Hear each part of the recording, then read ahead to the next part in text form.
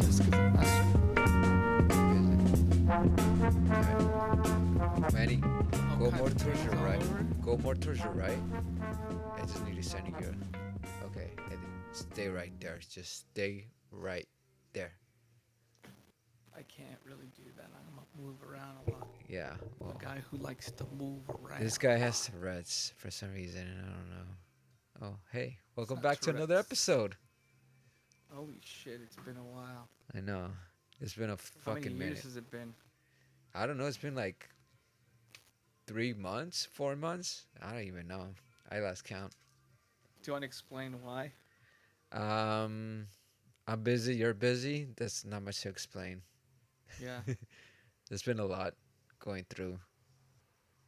Yeah, but you know what? Like we figured we were thinking about doing like a tech episode, and then thought like, okay, well, if we're not gonna do the tech episode, which we wanted to do for the longest, so we're like, okay, well, let's just do like a big sip on this episode of like all the new stuff coming out because haven't really talked about it, but we've been actively going to the movies. I've been watching a bunch of movies. I know he has too, so maybe do a little synopsis on a couple of things we've wrapped up and finished up this season, I guess, going into summer. I know there's Yeah, we're a going lot of into new stuff summer, coming up. so we figure we're gonna talk about anything that's coming up this summer or already has come up this summer.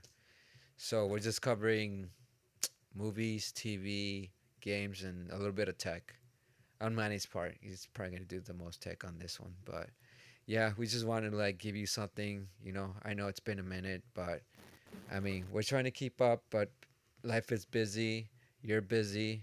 I mean, fuck. We're I, busy, I and you don't need need you to another explain it. podcast to listen I need to. to explain this to you, but yeah, but if you missed us, here we are.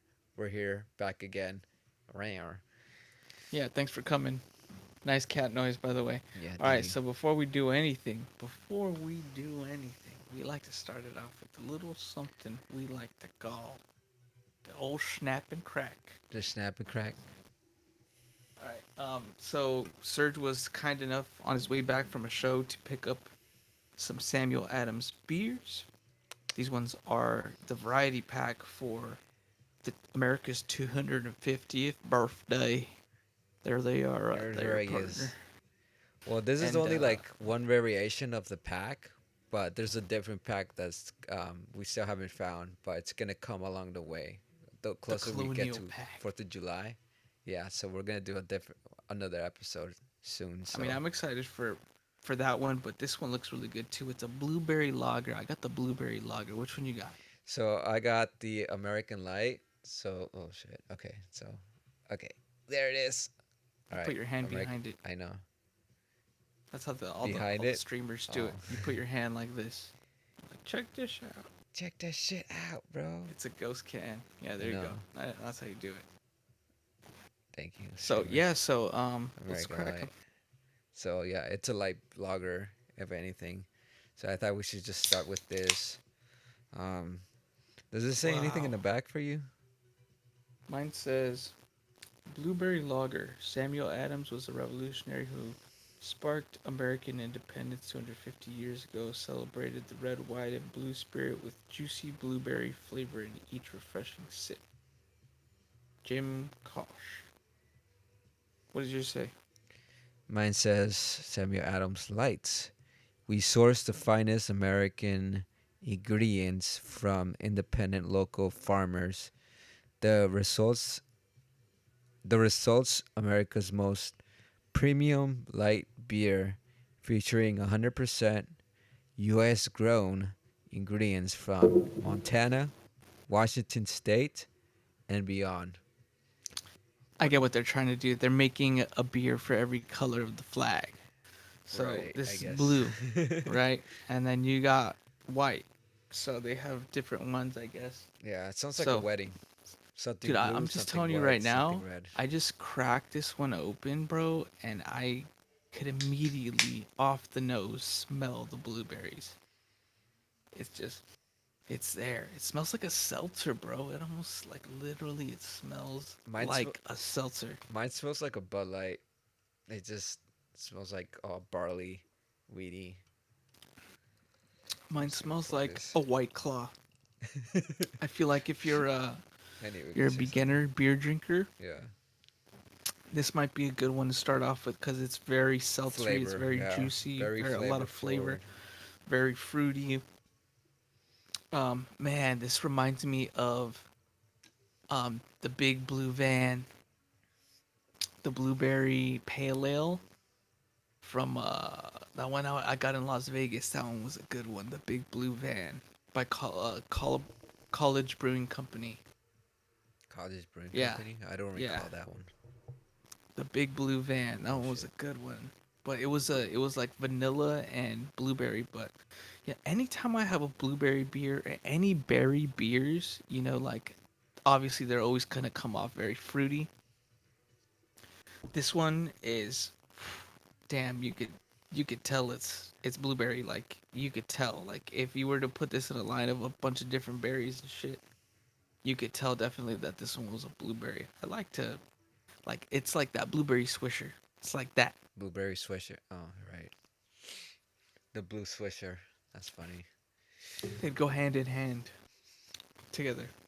I'm sure they What do. about yours? You said you got a Bud Light taste. It's So like is it I got very a Bud weedy Light or? smell. Like the scent of it, it was a smell. Mhm. And then it doesn't have that strong Bud Light smell, like as soon as you open the can. But it's a It's bit supposed to be light. light. Yeah, it's light, So but it doesn't taste like Bud Light. It's more like I don't know what other beer to describe it. what is your beer called again? American Light. Light. Sorry, I have the memory of a freaking hamster, bro. You have the memory of someone with Alzheimer's, Okay, it dementia. is Samuel Adams American Light is a crisp, easy drink craft light lager introduced by the Boston Beer Company. Features 100% American grown ingredients. Flavor profiles: balanced mix of pleasant floral hop notes, light cereal grain sweetness. You tasting some sweetness? A little bit of sweetness, yeah. Mine It's has. definitely There's a lot of crisp. sweetness in mine. It's slight and crisp. Um, Yeah. it's very much on like the same level as like a Bud Light, but it's just it's like it doesn't taste like you don't get like the barley taste, the barley wheat Funny taste. enough, there's an April 6th review of this beer uh, What are you from this looking at? year. What's your source? I'm looking online right now. Um, I'm curious to see what's your source. my source is it's online. I'm looking on YouTube right now. K Kai Brew Review. Kai So I Brew guess Review. they reviewed this back in April. So this might be an add-on to the pack that they just rebranded, Mm-hmm. as a variety for the summer, which is a perfect fit for the summer. I mean, it's a light beer. Yeah, it You is. can't go wrong with that shit. So I mean, I feel like any light beer is just a go-to, especially if it's ice cold, bro. In that cooler, you want to have that shit on hand at all times. Yeah, But this one you want to give to your girl. You want to give to somebody that started drinking beer for the first time. yeah. Something. Yeah, I especially if they really like wish I something could pour sweet, this shit that's your out, man. go-to. I feel like if I poured it out too, I'd just get more notes, a lot more pungent And just flavor. pour it Because on just a from pour the it on a nose in the pint. can. You I don't don't got a have a cup glass? on me right now. I don't have a glass on me right now. Okay, don't worry about it. But I'll find it. But No, man, definitely good. All right, cheers. cheers to the craft, my man. Samuel Adams. Cheers to Samuel Adams. And cheers to America. Cheers to America. Congrats, America. we made it to 250. We gotta add that voice, that little voice I'm so clip. sorry. Let's get us back. No, remember from Hot Tub Time Machine What? when Winter Soldier goes, America. Winter Soldier? What the hell are you talking Yeah, about? the dude that plays Winter Soldier. I don't know his name. He's in it? Yeah, he's in it. He's the one that plays the ski like ranger or whatever. Oh, I never knew that. The Yes, Ski bro. Ranger? He played. They're like, oh, they're probably like some crazy Russians or something like that. And then he's like with the bros in the cabin, and they're like trying to think about what like, cause they find like their bag of all the technology, and they're like they're probably like spies or something. I don't Yeah, remember that. Yeah. That's crazy. It's fucking hilarious. And he I goes, know. It's a great. America. That was a funny ass movie though. I like that Man, movie. if you've seen Hot Tub Time Machine, you know what I'm talking about. That's hilarious. They had Kristen Gulliver from Back in the Future. That's fucking funny. How does he lose his arm? Oh god, Yeah, that was a good bit. that That was was a a good really bit. great gag. You know, I fucking love that shit. I don't think any movie's ever like teased losing an Right? losing a limb like Hot Tub Time Machine did. Yeah, All right, definitely well, I guess recommend. now that since we're talking about movies, let's just jump right into it, man. Yeah, for Let's sure. go into some big ship on this All right. summer edition. You want to go first? Just one off, and then I'll go. Oh yeah. So, believe it or not, this is not AI. This is real. This is a real thing that's happening. This is from People Magazine. This article that I'm about to read from. Um, New Gremlins movie coming out 2027. Headline: Gremlins franchise gets new life in 2027. Sequel over 40 years after the classic original. The original Gremlins screenwriter Chris Columbus is returning to direct the franchise's third movie, which will release in November 2027. Bro, it's going down. More than 41 years after the world was introduced, Gremlins, the lovable and terrifying furry creatures, are planning to return to the movie theaters on Thursday, November 6th. November Same month as 6th. GTA. Is it? Oh shit. Okay. Oh, well, Well, 2027. Yeah. we'll come back to GTA 6. But yeah. Well, I think they're releasing it 26 actually. Hopefully.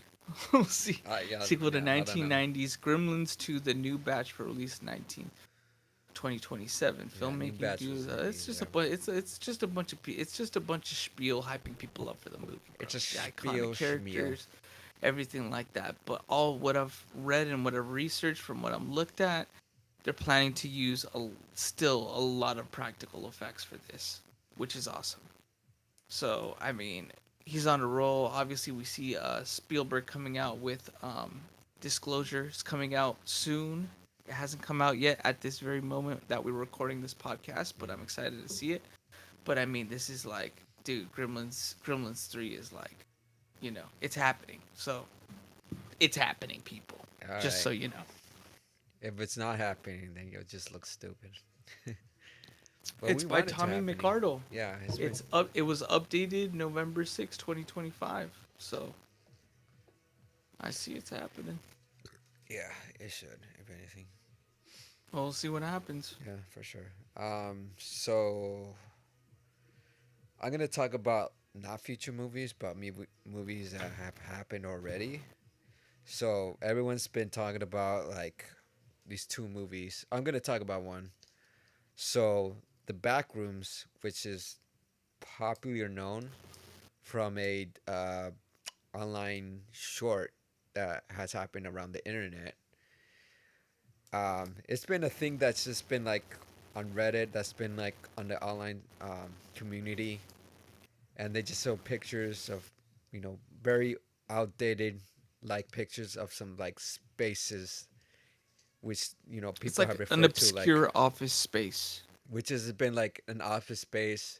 And honestly, like it's just been like a thing that Gen Zers and probably a lot of millennials as well have been attracted to because of the liminal space, which is like a whole subgenre of like the feeling that you're kind of in an empty space, but it also feels like it's a familiar space that you're just like it's for some reason it just feels like really good, or it feels very nostalgic, or it just feels like very comfortable, and people have been obsessing with about it, and people calling this spaces the back rooms, which is like a space that it's not quite like in our realm, and it's not quite like another realm. It's It's just like like the in between. Twilight Zone. It's a twilight zone. It's in between.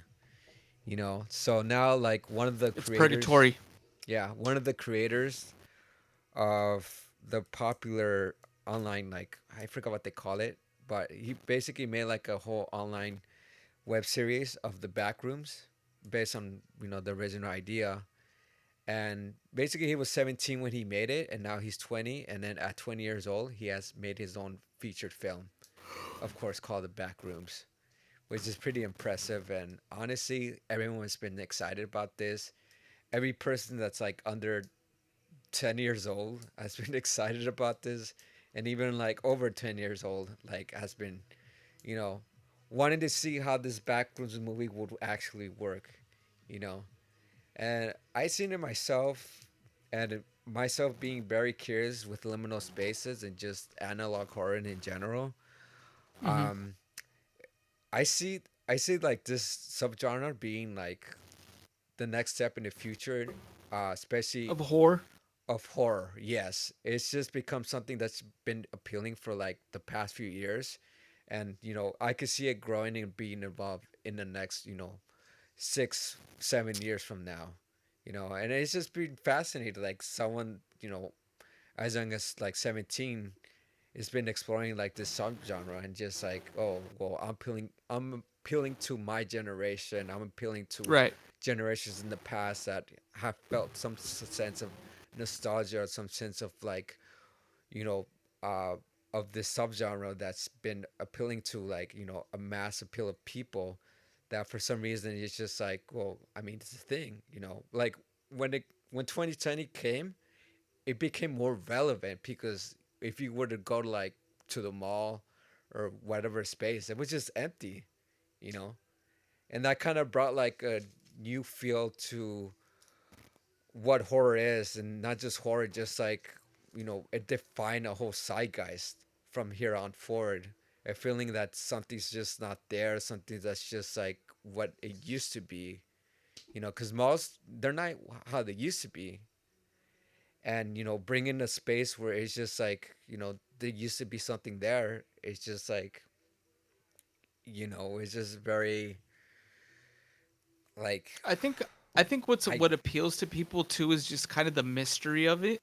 right. Is like you don't really know what to expect. It's a It's not yeah. about it feeling comfortable. It's nostalgically comfortable, but it also is, it makes you feel uncomfortable, and you know Right. that's the whole premise of it. There's an It's in between different level. It both. seems like there's Yeah. like levels in between that different. It's like you go into a level and then there's like weird stuff that happens in that zone, and then you reach another area and then like weird stuff happens in Hmm. that zone, and depending on how you interact with the whatever entity or whatever is in that room, you can move forward or at the game will end. I think the point is you have to survive or something like that, like the rooms or Right. something. Well, I mean, it's just not just that, like surviving on the rooms. Like, people have been going to like servers of like older games, Mm-hmm. and nobody's playing these games, so they just go into the server, and then it's just completely empty. And people have just been noticing like more details to the stage, to the levels of Right. the servers, and then they get this eerie feeling that something's not right, but also something might be there. So it's just like this invincible enemy, which has become like, a trope in horror. Like, you don't really see it. The more you don't see it, the more you feel like there's a sense of it, but you're also feeling It's more. like It's uneasy. like an ominous presence. It's like Yeah, it something's is. watching you. And it's very much the atmosphere, and also like the entity itself has become one in all. It's just Right. its own character, if not, yeah, it doesn't even have to be two characters. It's just like one in all, and that's just becoming something that's like very prominent with like, this new genre of horror that's been coming up. It's just like, Mm-hmm. now it's the atmosphere. It's not just like, the shark. It's just the whole fucking thing. Right. It's not a monster. It's Right. more of The monster the is environment surrounded. The monster is the environment. right, or the monster is in your imagination, Right. so to say. It's psychological. Yeah. Yeah, Definitely. everything's psychological, if I mean, anything. I'm curious to see it. I haven't had an interest to watch it just yet, just because I had some other movies like Michael Jackson and other stuff that I wanted to watch before. That's a good one. Um, Scary movie, but ultimately, I mean, I heard some pretty interesting things technically behind it. Little tidbit about the movie is a lot of the rooms of back rooms and behind them, the CGI was actually created within Blender. So they used a free program, I'm not surprised. Yeah, okay. and they put a camera inside this digital space and kind of had the actors go in like this empty area, and they went ahead and like put these characters inside of this, basically office maze environment. And it's really smart because now it's like you can easily mix um live action live action areas and stages with these, you 3D know, environments, yeah. made up 3D environments that are digital, like a digital stage. And especially I'm looking at the trailer right now, it looks like they use a lot of VHS and stuff. Like Hmm. when you put Blender behind a VHS filter, you cannot tell that it's Blender. You Yeah. cannot tell that it's CGI. Yeah, it's So I mastering, mean, yeah. I love that kind of effect on it. It really sells it. I feel like going degrading resolution is always a way to kind of sell that it's real in that realm or area. But I mean, it's definitely something I would want to watch. Right now, it looks like it has a. Let's check out Rotten Tomatoes and see what's up. Obviously, it's not the end all be all. Yeah, Rotten Tomatoes is not like the go-to for all those ratings. I go IMBD. Well, IMBD is kind of been a IMDb little is bit actually predictable. 7.1 right now, Yeah, that's accurate. and Waiting then till you see Obsession. yeah, so 88%, 74% tomato meter. So Oh, like we're okay. looking like 75% It's on like in that the one. middle. But That's I actually mean, pretty good, to be honest. I We mean, haven't seen t- movies like that in between the middle. to me, I mean, that's what all these people that really like watching horror are looking for. They're looking for these premises that are different, that are a different storyline that you don't know what's gonna happen next. It's like we're dealing in an age of ADHD people where exactly, like, one of the things of ADHD is as you're watching a movie or something like that, you could kind of tell what's going to happen next. You could already see and figure out, okay, in the plot line, like, oh, this is happening. Obviously, this is gonna happen. Like people put those together fast, and with these mystery movies, in a way, these newer movies, I feel like it's a lot harder to put your finger on what's gonna happen, and that's why it's interesting. Right. That's why these are appealing to people. And I mean, it's worth the watch. Maybe we'll do another episode after we watch it. But you know how things are Mhm. going right now. We'll just enjoy this episode while it lasts. Let's say that. We'll see. Yeah, we'll see. For sure. All right, what's your next one? My next movie, another Steven Spielberg. What are you gonna do? Variety magazine here says Goonies 2 officially in the works. Ah, here we Steven go. Spielberg producing. Another 80s And movie. guess what? Original cast Really? is coming back. Yes, as many of them as possible. Josh Brolin, Sean Yes. Astin, Yeah. Corey Feldman, Uh-huh. Kehu Kwan, and Martha Plimpton Martha star in Plimpton the was there? original Oh shit. 1985 movie. Oh yeah, she was in that. Which character did she play?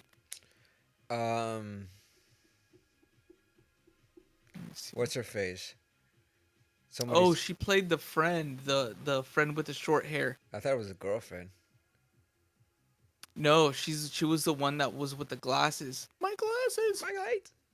She was Right. the Velma of the group.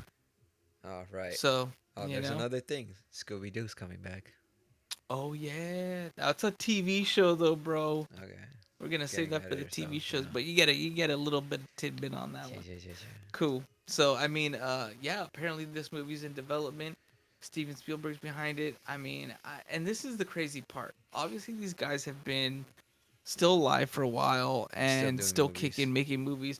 Corey Feldman's been doing his weird angel thing and still performing and doing weird stuff, and like that's cool. But I think for the first time, this is them all acting together in a long ass time, Right. because they've all have had separate things. Quay has had Everything Everywhere All at Once, that new kung fu movie that he's coming out with, Right. that he's producing himself. I'm not sure what it's called. He's been in the Marvels, he's been in Disney, he was in Zootopia too. Sam Ashton. We're talking about Stranger Things. I don't think he's really come out with anything I mean, besides like since Lord that. of the Rings and Stranger Things, I don't think he's come out. Unless, Yeah, you're really into the independent movies and I think you would have seen them. yeah. So I mean, it. I'm eager to see it. I mean, these are '80s movies that are coming back. We all grew up with these movies, So I mean, who knows what kind of storyline? But if Spielberg is behind it, bro, it's not gonna be a trash movie. Right. There's gonna That's be as a much lot of as we're gonna. There's yeah. gonna There's be a gonna be a good lot of money storyline. behind it. So it's gonna be like that. But Well, I don't even think it's about the money, I'm like per se. yeah. I would say that because they're like It's the okay, quality of storyline. right. I But the feel is mass what appeal is Spielberg. like you get big names behind it. Like Spielberg's obviously a bigger name, and then all the actors. I'm actually more interested in how what the actors are gonna do, especially with like the quality that they've been progressing like over time. So they become better actors. So, I mean, I just hope they make me fucking cry. With whatever This they is come up my with. this is my prediction. They're gonna introduce this shit to Gen Z. Right. They're gonna get some other actors or like some younger actors that are They're like the gonna be the legacy kids. characters, and then they're gonna be the Exactly. next generation. Yeah. Okay. Exactly. They're gonna introduce the next That's generation of typical though. Yeah, characters. that's typical of like what's to come. I guess Speaking of that, we'll talk. it's like the entire Scary cast of. movie. Scary movie actually went meta about that in Really. the movie. If you Okay. watch Scary Movie, I but haven't seen it yet. it's it's pretty crazy. They're They're on honestly, something. it's so crazy. They're breaking the fourth wall so much in the movie. It's like an ongoing joke, like that. Right. We're having fun here. It's Yeah. Scary Movie. I mean, yeah. I mean, You know why you're for here. You sure. know. Yeah. So, That's a spiel. It's just but I mean, saying that. it's obviously like the Goonies and everything like that. What could happen is obviously they had enough money to get their land back. Who knows what happened to Sam Ashton's parents? But he probably lives there now. I would suspect that he probably has some kids of some sort, and maybe Grandpa left something else that they just didn't know was there, or something like Oh, that. Or it there's some adds on kind of to new the mystery for mystery. them to solve, Yeah. or maybe their It's kids another get taken and treasure. they gotta find Yeah. them or something like that, or It's another treasure hunt. payback from the Fratellis, bro. The Fratellis come and kidnap their kids or something like that. Yeah, I could see something like that It's gonna happening be a where whole they all fucking have to work drama. together. Yeah, they have to work together at some point, but I could just imagine what's gonna come. So Yeah. that's something to look forward to too. So that's what I got for movies. Nah, for sure. Um, my other one is obviously Obsession, which is another movie that has come out, and obviously it's been directed by Jen Zier, of course. So this one is just I'm just amazed what the budget for this movie was, and for it to make Mhm. it on the outcome of I think it's gone over 100 million by now. Mhm. You should probably check.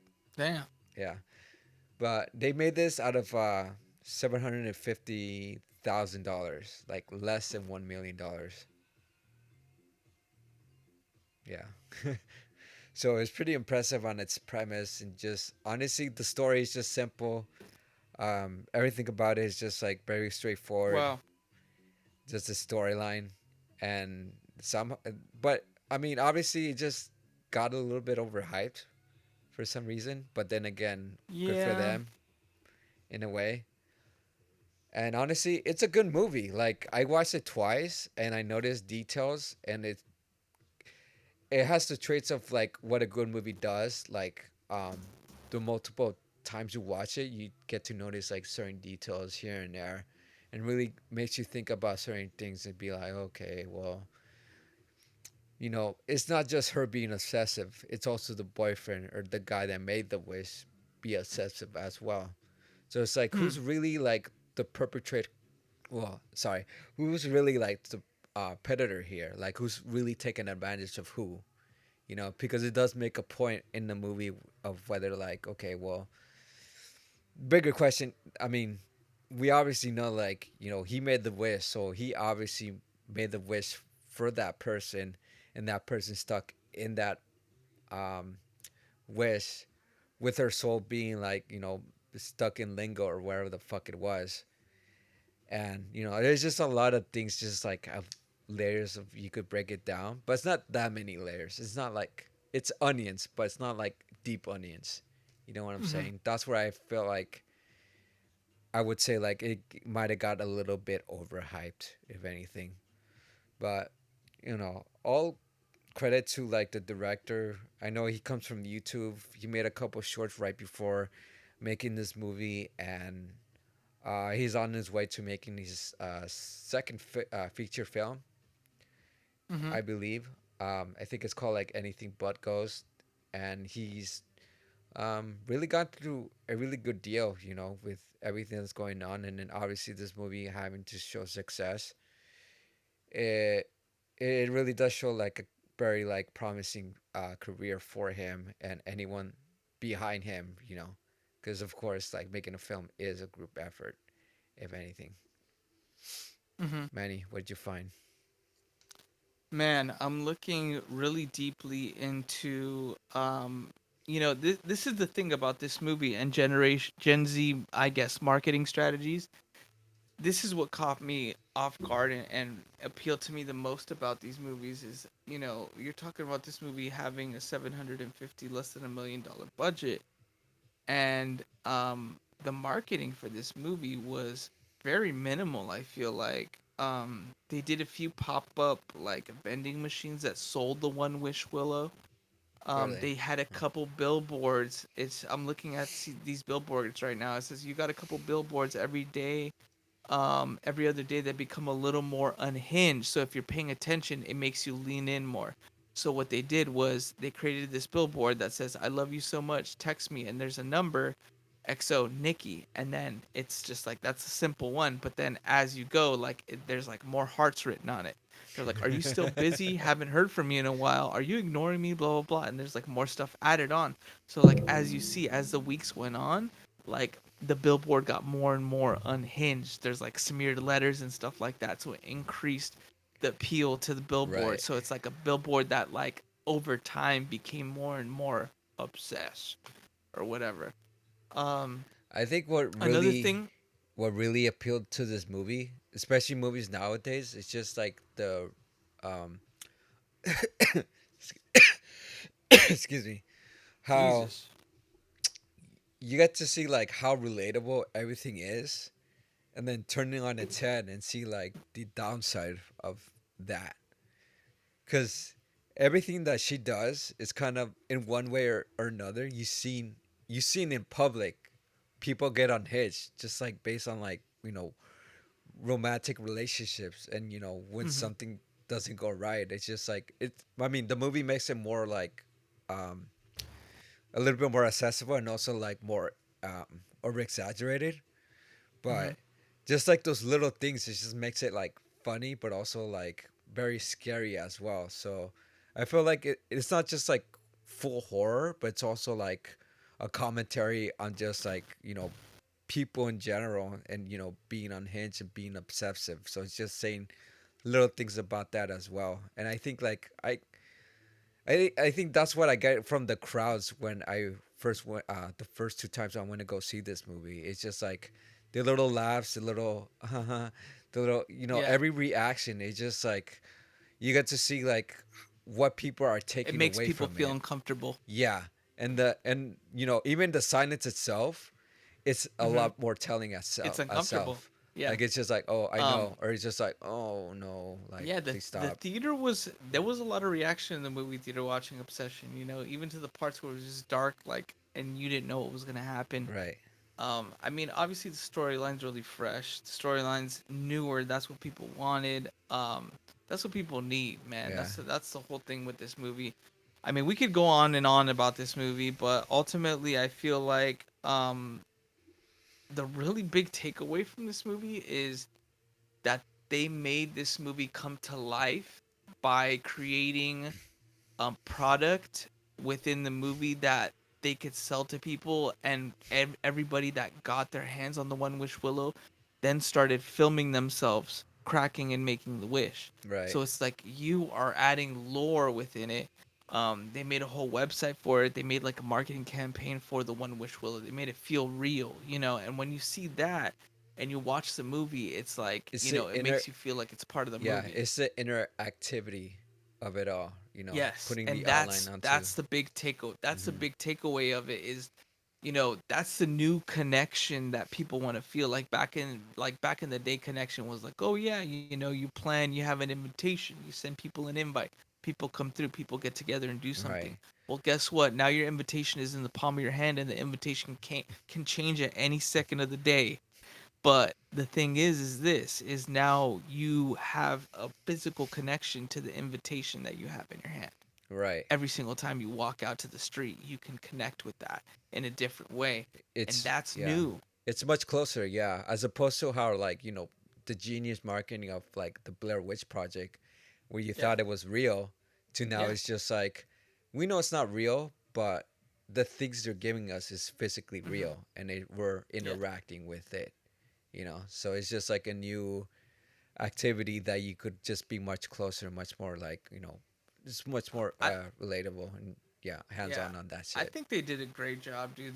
They Hey, it's killed a it. good Like, marketing too. Yeah, I really like yeah, that. I Yeah. mean, not even just the marketing, it's just like the movie in general. Like, they did a good job, especially like saying that they were extras before and stuff like that. Like, Oh, they you're were really own putting yourself on influencers. the, yeah, they were like all extras in for other films and stuff like that. So this is they were all extras in other films. So this was like their first time really being the main subjects of a film. Hmm. And I guess the friend was part of the writing process. I think Really? something like that. Oh, If yeah. you can look They that up. helped, then yeah, they did. Um, but I mean, I think this is the crazy part, dude. Like, I feel this is the story that I made in my head of how he came up with the movie. I was like, he maybe saw this happen between two friends, or him himself went through this situation where he liked a girl. I was like, man, I wonder if I made a wish for her to love me, if she would love me. But I'm like, but then, like, what if she was forced to love me? Yeah, And I like, all I these feel different like things. the first part of what you're saying, he didn't get the girl, but then he saw someone else get the girl, and then that was the cautionary tale of why you shouldn't get that girl. It's just like certain things were meant to be, but Right. under right circumstances, he probably made it happen and said like, okay, be careful what you wish for. This is the thing that I realized from the movie, just to kind of like end it on obsession. This is the thing I realized, Right. like, from the jump, when his best friend, when he was telling his best friend, like, oh, he's into her and everything like that, and the best friend was already hooking up with her, Yeah, he was. and Yeah. and he was telling him like, oh, maybe you should call her Freaky Nikki. Like, he did that On purpose. Right. so he could sabotage his chance with her. Exactly. And then what ended up happening? Like, it He did totally that. got He flipped on its head. sabotaged it, and then when he did that, it was just like, oh, Super weird. yeah, super weird. Very weird movie. But I mean, interesting, very interesting. Hmm. Would I watch it Definitely. again? Nah, I don't think I'm gonna I watch think that you should movie watch it again again. for the details. Just the There details. are a little detail. One thing that I did notice, I don't know why, but like when she's in the corner of the room in the nighttime or whatever. Hmm. Spoiler alert, by the way. Sorry. Spoiler alert. We probably should have said that way a long time I ago, but you mean, know they what should I know. went You should into when know. you You listen to this should know. podcast. So, when she's standing in the corner of the room and stuff like that, I feel like her face complete like it was somebody different. Like they got a look-alike Right. actress that looked like her, but made her do those scenes specifically. That's how much different she looks to me. I Right. don't know. Maybe. I don't know. It just looked weird. It looked weird. She looked like her face looked totally different. Right. She looked like another person, And I don't know if they got another person to do that, but she wasn't the same person. She Right. was different somehow. That was good acting, or they got another person. That's all I gotta say about that. Okay. This is my last thing I would say. Tidbit. Um. They. So they've been like online videos where she's like playing Call of Duty, and when she plays, she's like really good, and she's like unhinged. She's like literally like freaking Nikki. She's a streamer, yeah. She was a Yeah, she's streamer a before, or streamer. something like that. So I don't know. Like that's kind of cool, if anything. Yeah, Yeah. yeah. Last thing, I kind of wanted to have a shirt where it says "I'm your freaking Nikki," and it's just her fucking face just unhinged, like you know. That's the only thing I asked Well, for. that merch is gonna sell hard. All right, let's take Anyways, a quick little break. all Quick right, little for break. sure. All right. So put the Pussycat Dolls in music. The Pussycat Dolls Um. came back. WeHo Pride. They're really Oh, good. that's pretty cool. I fucking I miss them. guess my big sip on this for this episode would have to be I don't. the new Sublime There's album. a whole sip on this, so you might as well just throwing on us. Until the sun explodes. Until the sun explodes. That's Until the scary. sun explodes That's is and existential because the sun will explode. it really is, and that's one of the songs on the that's like one of that's the headlining song on the album, made by Sorry, Jacob playing Noel. music on the background. Yeah. Yeah, Jacob Nolan, and basically it's a big album. It's like 20 songs, dude. Really? It's kind of nuts. Yeah, Huh. I think some of them are skits and stuff like that. But Okay. Yeah. I'm looking at it right now, You have a and yeah, physical dude, copy there's of it, or you just no. looking at I'm your looking. phone? Okay, so they made like several copies on vinyl, and they have like three tiers. The first one already sold out. It's like 1,000 copies that they made, and they already sold out on those. But they have 22 songs or 22 tracks on this album, and yeah, so they made all these three different tiers of LPs. I'm probably gonna get my hands on one of them, but they already sold out of the first tier Hmm. that they only made 1,000 copies of. That it's like a purple vinyl, Purple. but it's basically like his son bringing the generation back. Interestingly enough, he did an interview saying that um, he's actually not. This is gonna be his last album unless his son wants to make a Sublime album. What the fuck? Damn, they're Yes, passing it bro. on. Yes. So that's he's like, that's a unless my son wants to make a that's Sublime beautiful. album, Yeah, then I'm gonna make it with him. that's But beautiful. yeah, so he's just like, this is like a one and doneer for him, and he's just gonna perform the songs from this album and the rest of Infinity. the other Sublime, yeah, Yeah, and the other songs from his dad. And then if he ends ugly. up like having a son, I guess if he wants to make an album, then he'll make an album with him, bro. But Damn. it's kind of nutty, bro. Like how it comes full circle. Crazy enough, this is like completely off the wall in music, but it's a sip on this because it is a new thing. I saw this documentary out of nowhere. This guy was like on Facebook saying like, I went to school with Bradley Noel. I was friends with him. They killed my friend. Like that, bro. It killed my And I was friend. like, he's like, I can prove it.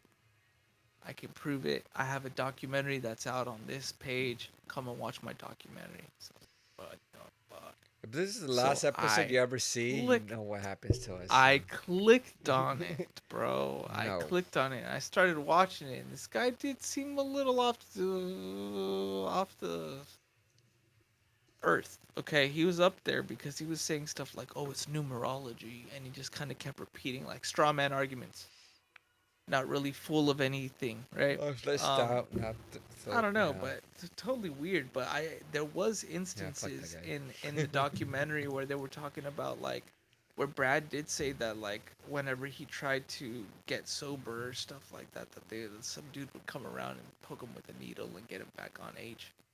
And I don't know, shit like Sounds like weird a shit like that. conspiracy theory. It is a conspiracy theory, and Holy it's shit. it's kind of yeah, it's kind of getting in there, bro. It's kind of a weird thing, but yeah, man, I'm just Sorry. that kind of blew my mind. That kind of blew my mind watching that guy talk about that Yeah. because I was just like, I what don't the know. fuck? Like It's this is so crazy. But then you see the circumstances of how other people died, and it's like there was a lot of money and everything behind the band right before they were about to launch. They had all these shows lined up. They had all that stuff. yeah. And from what I've learned from insurance is when they before they even plan the tour, they get insurance for everything.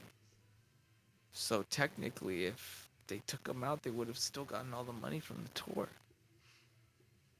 which Yeah. is that's it's It's fucking its own wild to thing in insinuate. itself. It's wild to insinuate that, but to watch that dude's documentary because it's on mashup or something like that. Maybe we if I find the link, we'll add it to the episode We'll add notes. it to the episode link. Yeah. Yeah, we'll add it to the episode because it is a kind of a wild thing for him to just kind of state and stuff like that. But the fact that he's pointing back to numerology and like saying like, oh, this is numerology that's causing this, and this is what this is. But circumstances are weird of that whole situation. He said that he obviously had just had Jacob, and he had just bought a house, and he had just gotten sober, and he was ready to like go out and do the tour. Like he was trying to actively get participants to be out in the music videos that would go with them on tour. So it's like a man like that.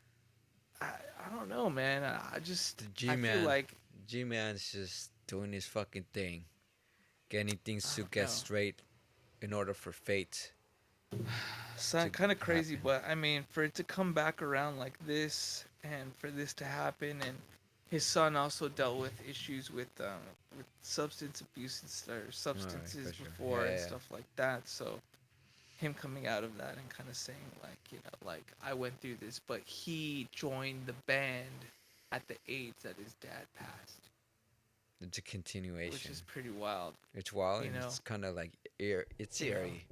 It's fucking It eerie. is, man. It is. It's almost like if it was planned. Yeah, I know. If it was planned.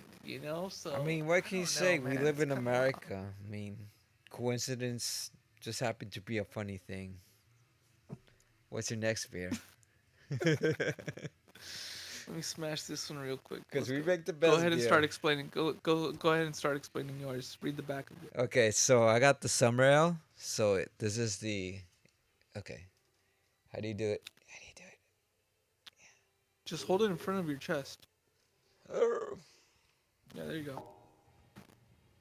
This is the Summer summer ale. ale from the Samuel Yeah. Adams variety pack, and again, it's another lightish beer. It's a 5.3, so yeah, it's kind of on that cusp of that. Mhm. So they had this for like I think they had this. They promote this like every summer or some summers Mhm. or so. Cause I think I did seen this last year. I could be wrong. I could be crazy, Yeah, but they always do the seasonal summer ale. no, they always do like August or It'll like do like autumn or some shit, it's like a like a summer fall. shandy or something. Is it a shandy? What kind of beer is it? It just says summer ale, if anything. So the Okay. Samuel Adams summer Summer ale, shandy. Well, I guess the a ale is a completely a different type of bright thing. citrus well ale, wheat ale. Sorry, not well ale. It's a whale Um, of an ale. it's a well of an ale. It's a A whale of bright an ale, I'll tell you, citrus lad. wheat ale bursting with orange, lemon, lime, grains of paradise. Perfect for any summer day. That sounds like a beer that's sold for summer. Any summer day? Any summer day. Even the last summer day. Even the beginning of Man, the summer day. Even if you feel the summer in April, is actually in June. Do you believe that June shit? fucking gloom. You know what? That's the crazy part is it's gloomy in June, but summer starts in June. And June 12th, technically yesterday was when the album was released. It was just released yesterday. I didn't finish the album. I haven't even finished the whole album yet, so that's pretty wild. Okay, what else in music? So you talk about the Pussycat Dolls, I talk about Sublime, and then we're We were talking just about talking about that in between. So we're on TV, yeah. yeah. Let's click some channels now. What Okay, do you got for TV? TV, man, the bear, The the bear. bear. The bear. I caught the trailer for the last season. It looks like Sydney is gonna be making the menu. I feel like she's gonna be in charge of the menu for some reason. She's gonna There's a be in strong charge of fragrance completely. with this beer. It's just Yeah. very everything that it says, tropical wise, like it just comes off Hmm. like it Oh, kind of it's smells like tropical. blueberries, to be honest. It smells fruity.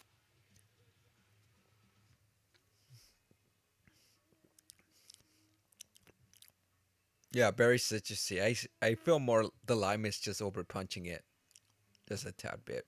Yeah, See, for me, I feel like okay. This one's called the Porch Rocker. I'm gonna make that my new band name. the porch rocker. Let's see if The Moon Porch approves. Rockers. The Porch Rockers. We're bringing it back. Lemon Rattler. It's a 4.5. It's light. Nice. It's light. 8 IBUs. Um, let's see what it says here. Porch Rocker. We brewed a Golden Hales lager combined with the fresh squeezed lemon taste that pairs well with any summer day. Any summer day? Any summer day. Any summer day. Wait, what? Well, let's That's what it give her a crack. says. That's what it Wait, says on mine. wait. What's yours? What's yours called? Porch Rocker. So it literally ends with that sentence, any summer day. They really couldn't come up with like a different saying for the back of each one. I'm sorry, Sammy There's a Adams, different but statement in each one, yeah. it ends with every summer day. It doesn't have to always end with every summer Yeah, day. it doesn't. You know, give it a They're little trying bit to of make it a uniqueness. trademark, but honestly, like, just no. Yeah, but Just the last don't. one didn't end with any summer day. The last one ended with flavoring every refreshing sip. So two of them end with any summer day. I guess you know. Yeah, the other ones, Have at it. my Have last at one it. was just like made from this date, and beyond. That's it. Wow, this is. Oh, I'm sorry. You didn't get Oh, to talk about your beer. I'm sorry. oh yeah. Well, I just cracked mine. I started talking about the bear before the beer, but you know what? I'm Let's sorry. mix it up because you know what? The bear really is about flavors. So speaking of flavors, we got this beer going on in this. Man, I'm getting some herbs and spices. I'm getting some weird hops. I'm getting some. I don't even know what's going on in here, man. It's a party in there, man. You It drink it, really that is. party goes into your stomach, man. And there's a Let's go. party inside of you, bro. A party inside everything, everybody. Okay. Summer Shandy. Imagine it's like Bud Light and Michelob Ultra mixed with lemonade. That's the best way I can explain it, bro. That's the best way I Hold can on. explain it.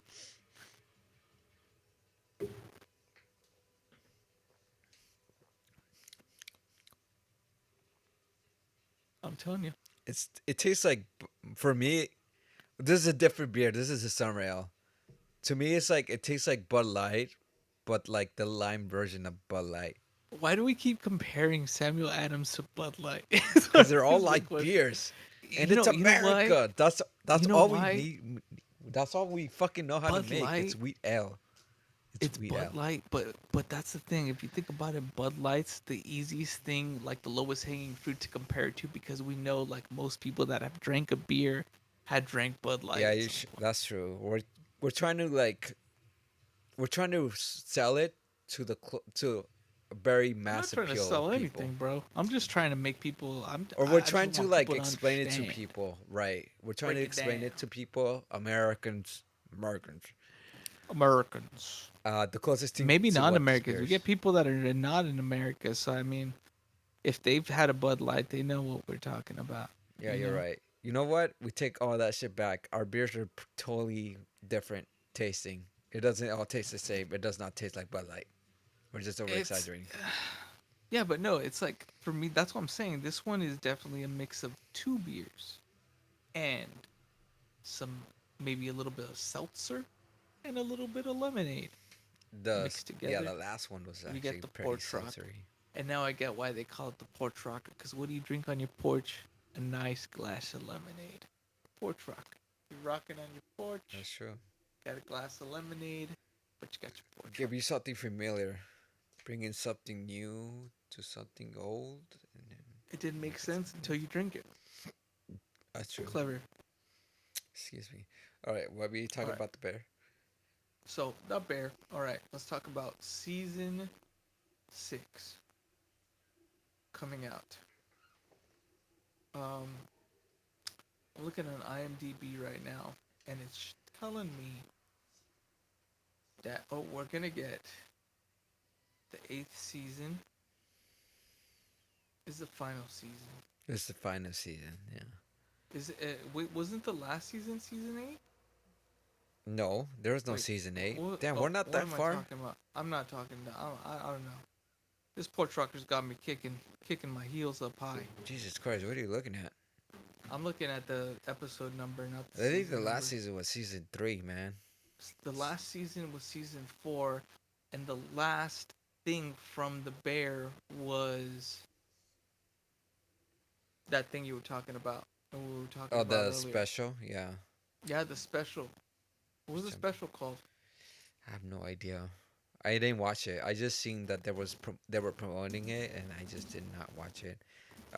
Which is bad on our part. Which we should have done that in part of this It's episode. called the bear. It's called Gary. He's just called Gary. It's Who's called Gary? Gary Bear. The surprise new episode with John Bernthal. So yeah, I watched some of it, bro. But to be honest with you, man, it kind of got me in my feels, bro. Because it's like, I mean, with everything that happened last year, like I lost one of my best friends. Like it was like a buddy kind of episode, Right. It was their and last moment they were like together. on a road. There was like a road trip, and man, it hit home. It got a little. I think that's why I stopped watching it. Actually, now Oh. that I think about it, because S- it was hitting me Wait. a little too deep. So who was together? Who was? It was John Berthel and then the cousin. It was yeah the cousin. It was Oh yeah. Ebon Moss, Yeah. So there was two Backrack, cousins. It and was John Bernthal, yeah. It was the two cousins going on a and road then the trip. sister. So they go on a little Sister road too. trip. They go across the river or I don't know whatever. if I can watch that. Yeah. Yeah, no, it was man, it's so fucking crazy how much that guy looks close to my friend. Like John Bernthal literally looks like my buddy. He does. Like Ian. Ian was fucking on the podcast. Ian did the Big Lebowski episode with us. He did. God bless him. God Cheers to bless him. him. Cheers to him. Love you, buddy. I love him. Cheers to them. God bless you, bro. But I mean, that's what the bear brings. It hits home, It hits home. and The this Bears. episode definitely was hitting home, and I could just imagine how this next season, if they do it right, it will be probably the best cooking slash I don't drama Maybe. Yeah. we've ever had. From what I heard, We've like ever had. from what I heard, like the service industry, they're kind of annoyed by that because of Hmm. the realism isn't like realistic, Hmm. and it's just like oh, Right. it's so annoying, this and that. I just stopped watching after like second season because I just couldn't handle it because that's just not how we are. But it's like Yeah. you're also telling a story that's like creative, and they're showing like their creative liberties, and they could do whatever the fuck Well, they I want. mean, that's maybe not how it is in your kitchen, right? Right, Because I feel like every kitchen is different, you know, right. and you know, Maybe I don't know. It just seems like a really loud voice just coming through. Because if I don't know. I it's just just more feel than one like person saying it, it's just like okay, maybe there's something to it. But I mean, it's I TV. It's mean, fictional. You know. it's TV, it's fictional. I mean, a lot of my experience, like for example, people that watch The Pit. My friend Louis, he's told me that watch The Pit. I've watched a couple episodes, Hmm. and bro, I can't. Oh man, I can't bear to see some of that gruesomeness, bro. It's a little too real for me, and those Yeah, like shit like that, that's why But I'm watching. and it's like you get emotionally invested in these characters. You get emotionally invested in what's going on. Sometimes these ups and downs, it's a little too much for the nervous system, man. You Anxiety. feel it. Yeah, You feel it. It's crazy. It's these actors are really selling it, you know. yeah. That's the whole point. Just making this very But they relatable and make very like but on this is the point. thing. I was reading this book, this Rick Rubin. I started listening to this audiobook. I've been Rick I Rubin. know it came out. Yeah, Rick Oh, Rubin. He I'm came out definitely with a gonna book fucking called watch that. The Creative Act. The creative process or some shit. Yeah. Yeah, it's called The Creative Act or something like that. Really? But I'm pretty sure that's what it's called. But he talked about like people that are performers. Like when you perform, when you're nervous about performing, but you perform, and it's a moment for you to heal with the audience. You know, so like in a musician's aspect, it's like for example, Under the Bridge was a song that Anthony Kiedis he didn't want to actually play for the band. He was kind of not embarrassed. Well, I guess maybe like a little ashamed about what the contents of the song was about because it's Right. him going under the bridge and doing the H. H is coming up a lot in this fucking podcast for some reason.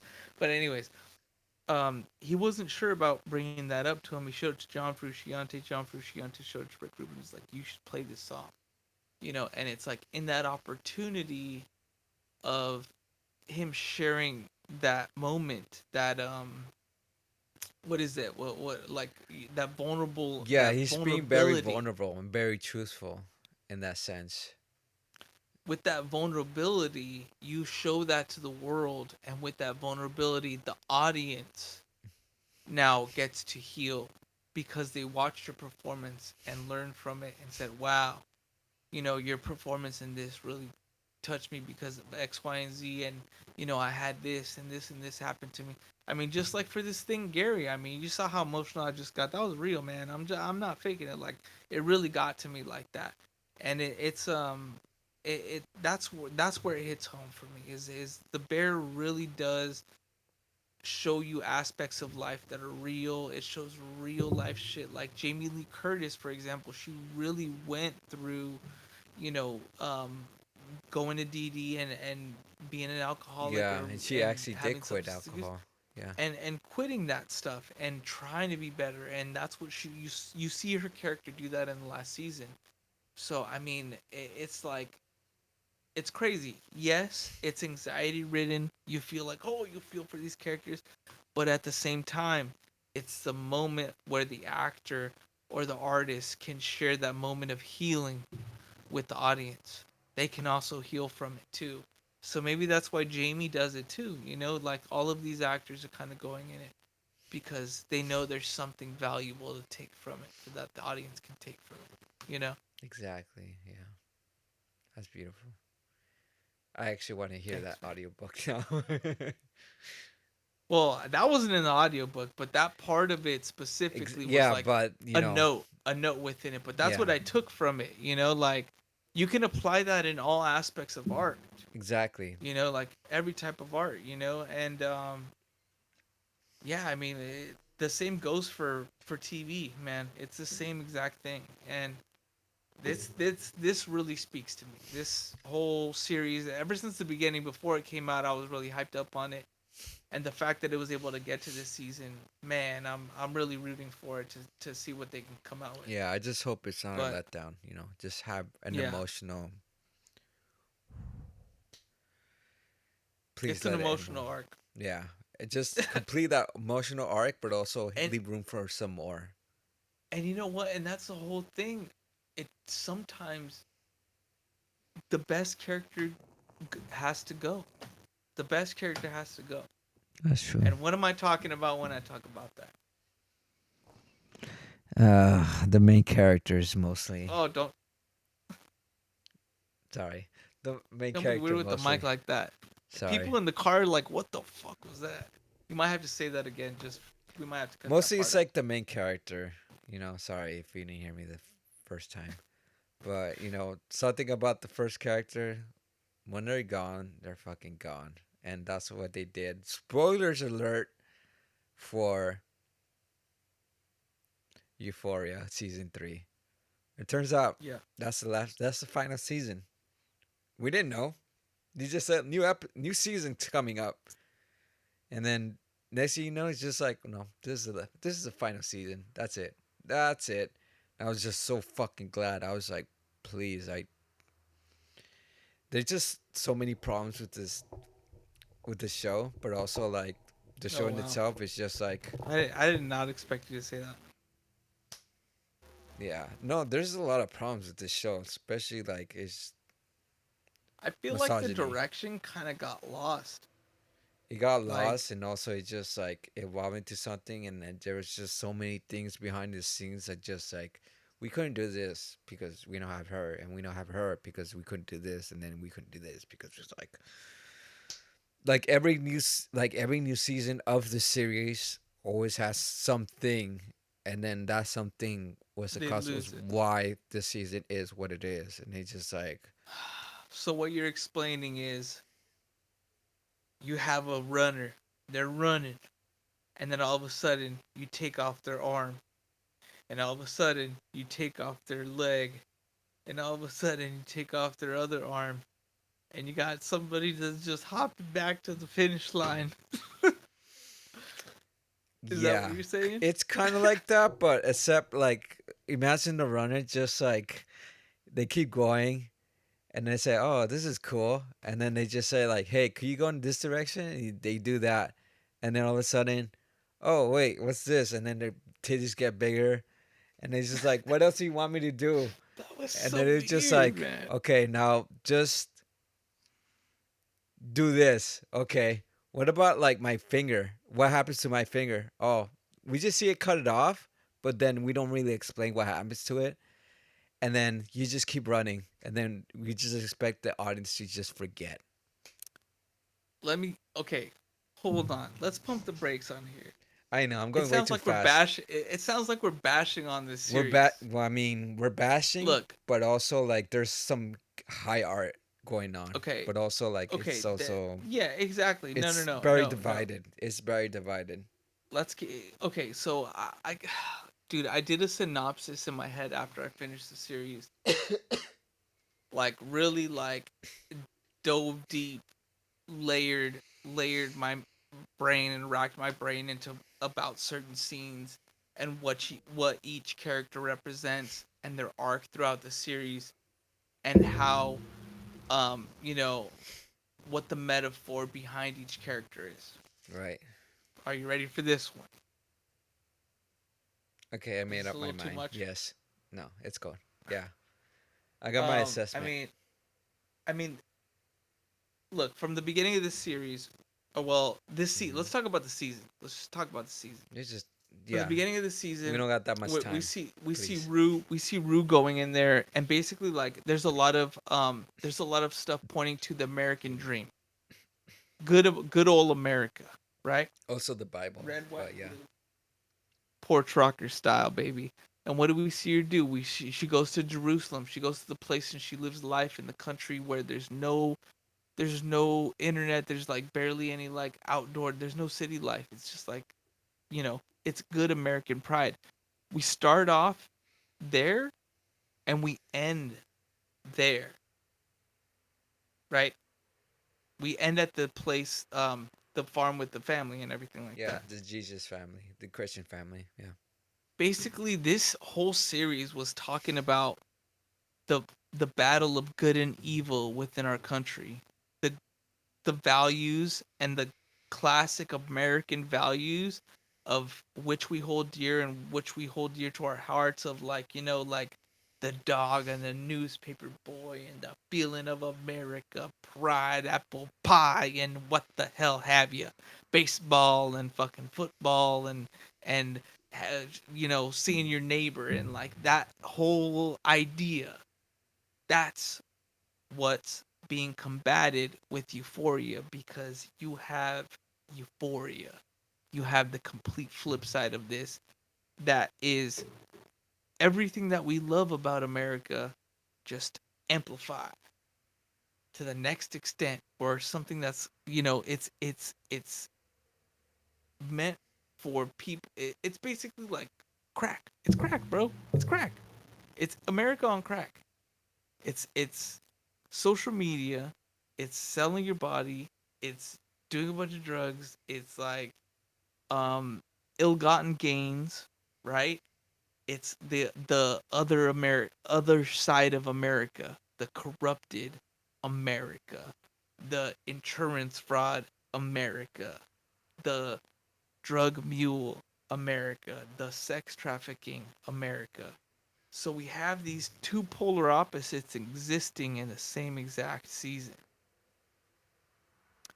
And that's what the series is about. And you see our heroine, Rue, go through these ups and downs, pulling herself out of the spiral, believing that she's doing the right thing.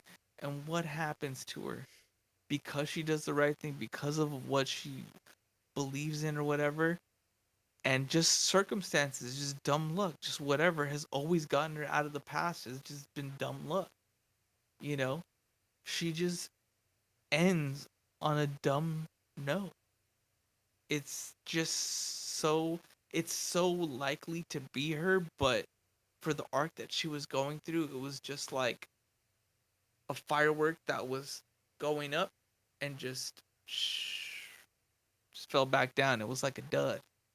And everyone was rooting for our heroine, from the beginning of the last season, like, damn, she's gonna get this last couple racks, and she's gonna go back to America, the apple pie America, the Norman Rockwell America, which was actually quoted in the series multiple times.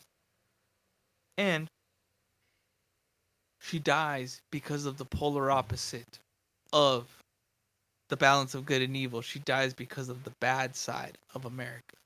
Our heroine dies because of a choice that someone that she got involved with, just because she got involved with this person, because God made them meet, right?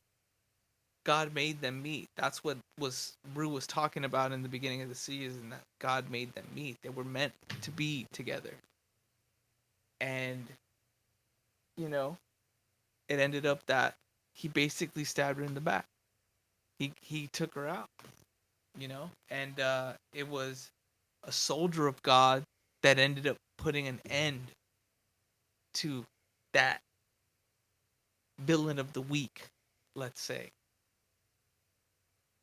That's what I got to say about that. I gotta say, I'm a cowboy, so I value a lot of morals, a lot of good morals, if anything. And I would say, Norman like, Rockwell. throughout the series, Euphoria has been things that people have been addicted to. Everything from drugs to things that are very sexual to things that involve love. And every season they demonstrated that. And to this point, in the third season, it's like, what are we addicted to in the modern age? We got OnlyFans, we got sexualization that's just like been weird, but also very convenient for everyone. So it's an appeal to everyone. And like it's just been like, getting bigger, bigger and bigger and bigger and bigger and bigger and bigger. Just like, Cindy Sweeney's tits, as you should say. Oh, And just that's the what it fact, meant. just the fact that it's just like, everyone's just like Euphoria. We see drugs, we see violence, we see sex. Everything's just very addicting. But the one thing that people don't overlooked, people get euphoria from being religious, from having to have that peace, to having to find like salvation, that peace of mind that after all the drugs, all the fucking sex, all the shit, it's all fucking bullshit. And us as human beings, we just want to find like that thing that just fills us, that has a purpose, that has like that That thing that just like euphoria, been like, you know, enlightenment, make us feel good and that enlightenment. nirvana. So definitely religion and definitely like all the drugs at the end of it. Like, what does sex and drugs do at the end of the day? They really don't do anything. But the sell of it, or production of it, that shit never ends, no matter what. Mhm. But at the far side of everything, all the bullshit in the fucking prairie out in the fucking remote of somewhere else, there's a little piece of heaven right there. You know, that's a piece that Right. um Rue never really had. If she really just quit all that shit, just step aside and was good with that girl that she had an interest with, like that was a peace of mind. But the fact that she just was stuck in that situation, was in that bit of luck, it's just something that just was forever in her circumstances, and that's what tells you that. And after what she goes through and then having to have that revelation, it's just like, I could have a piece of this, but for some reason, like, I can't go towards the light, and sometimes that's Right. what it is with Ali having to see like all the people that he sponsored, like they all died. Some of them were good, That some of them were book. good kids, but at the end of the day, like, life, their background life, their environment, them being products of their environments, like that's what killed them. And sometimes you really don't have a choice unless you get really lucky. And then she kept getting lucky conveniently, but overall she wasn't lucky at all. You know, I feel like Ali's space in that was also, the last scene when he goes that's his in name, right? and he was wearing his veterans unit, his military outfit. Yeah, that's very. That You felt know, very like Taxi Driver. well, the reason for I like that is that. because of the Norman Rockwell thing. He's fighting on the apple pie side. He's stepping into the belly of the beast. Hmm. If you notice, he shot him in the belly. Just saying. You shot him in the chest, Uh, but yeah. well, I saw guts coming from all over the place. I But see a lot of anyways, blood, but I don't know about guts. The other guy was the gutsy. It's like, the symbolism to me in that scene was he was fighting for American values. He was doing. He said, "You know what? Let's stop all the sensitive BS. Let's fight. Let's actually right. physically fight and stop this because I'm here to for my friend. I'm here to stop it." And that's the whole thing is maybe it's a call to action. Mm-hmm. Maybe that scene is a call to action. Maybe it's not picking up a gun per se, but if you've had a friend that's, you know, been subject to addiction, been a victim of X, Y, and Z, maybe it's a call to action. Maybe that's what it's calling to because one of the craziest scenes in that last episode, besides him walking in the veterans uniform, was that scene right before was when he's waiting for the Narcan, or he's waiting for the test to see what was in the pills, right? Right. He tests the whole fucking pills and he sees them and he's like, he already knew. He You already already knew. knew. Yeah. I think we He already already knew. knew there was We were something. just we all, And like he knew, but also we knew, so we were on the same page, but yeah, from different circumstances. Because what we saw earlier in the season, that was like a recurring theme. Like, oh right. yeah, what if it's like this fucking something in the fucking cocaine? That's not fucking good. And then with him, it's just like street knowledge, streetwise. It's just like there was something in there that was dirty. And then Yeah. he even said like the one killer of young people is that And it only itself, happens here. and it all happens Fentanyl, it here. only happens here. You know what I Which is noticed as true. I well? looked into that. It's Yeah. true. That shit's actually You fact. know what I noticed as well? Just like the mentality of like the American soldier, because their whole purpose is to protect America, but Right. also America is also harming itself. So it hurts them to see that America turning itself and hurt America turning itself because like all these drugs are coming into this country, and the youth is literally And it's the hurting people at the itself. top doing it. Yeah, so they're like in itself, it's like an internal conflict of them having to like, I'm protecting my country by, fighting the battle in itself, you Yeah. know, with the drug trade, with, all these fucking bad motherfuckers that are killing our youth, that have no circumstances and no way to get out. And the only way to do so is just like kill, the fucking parasites are within that system, the criminals, or, with the main villain being like that parasite of America, even though he had I, unironically an American dream or an idea of what the American dream is for him, you He know, had the other side of the the American dream. perversion of the American side of that American dream. That's what it is. You hit it. You hit it. Yeah, That's what it is. I watched That's what it Scarface. was trying to represent. But that's what it is, and Yeah, that's the whole thing about it.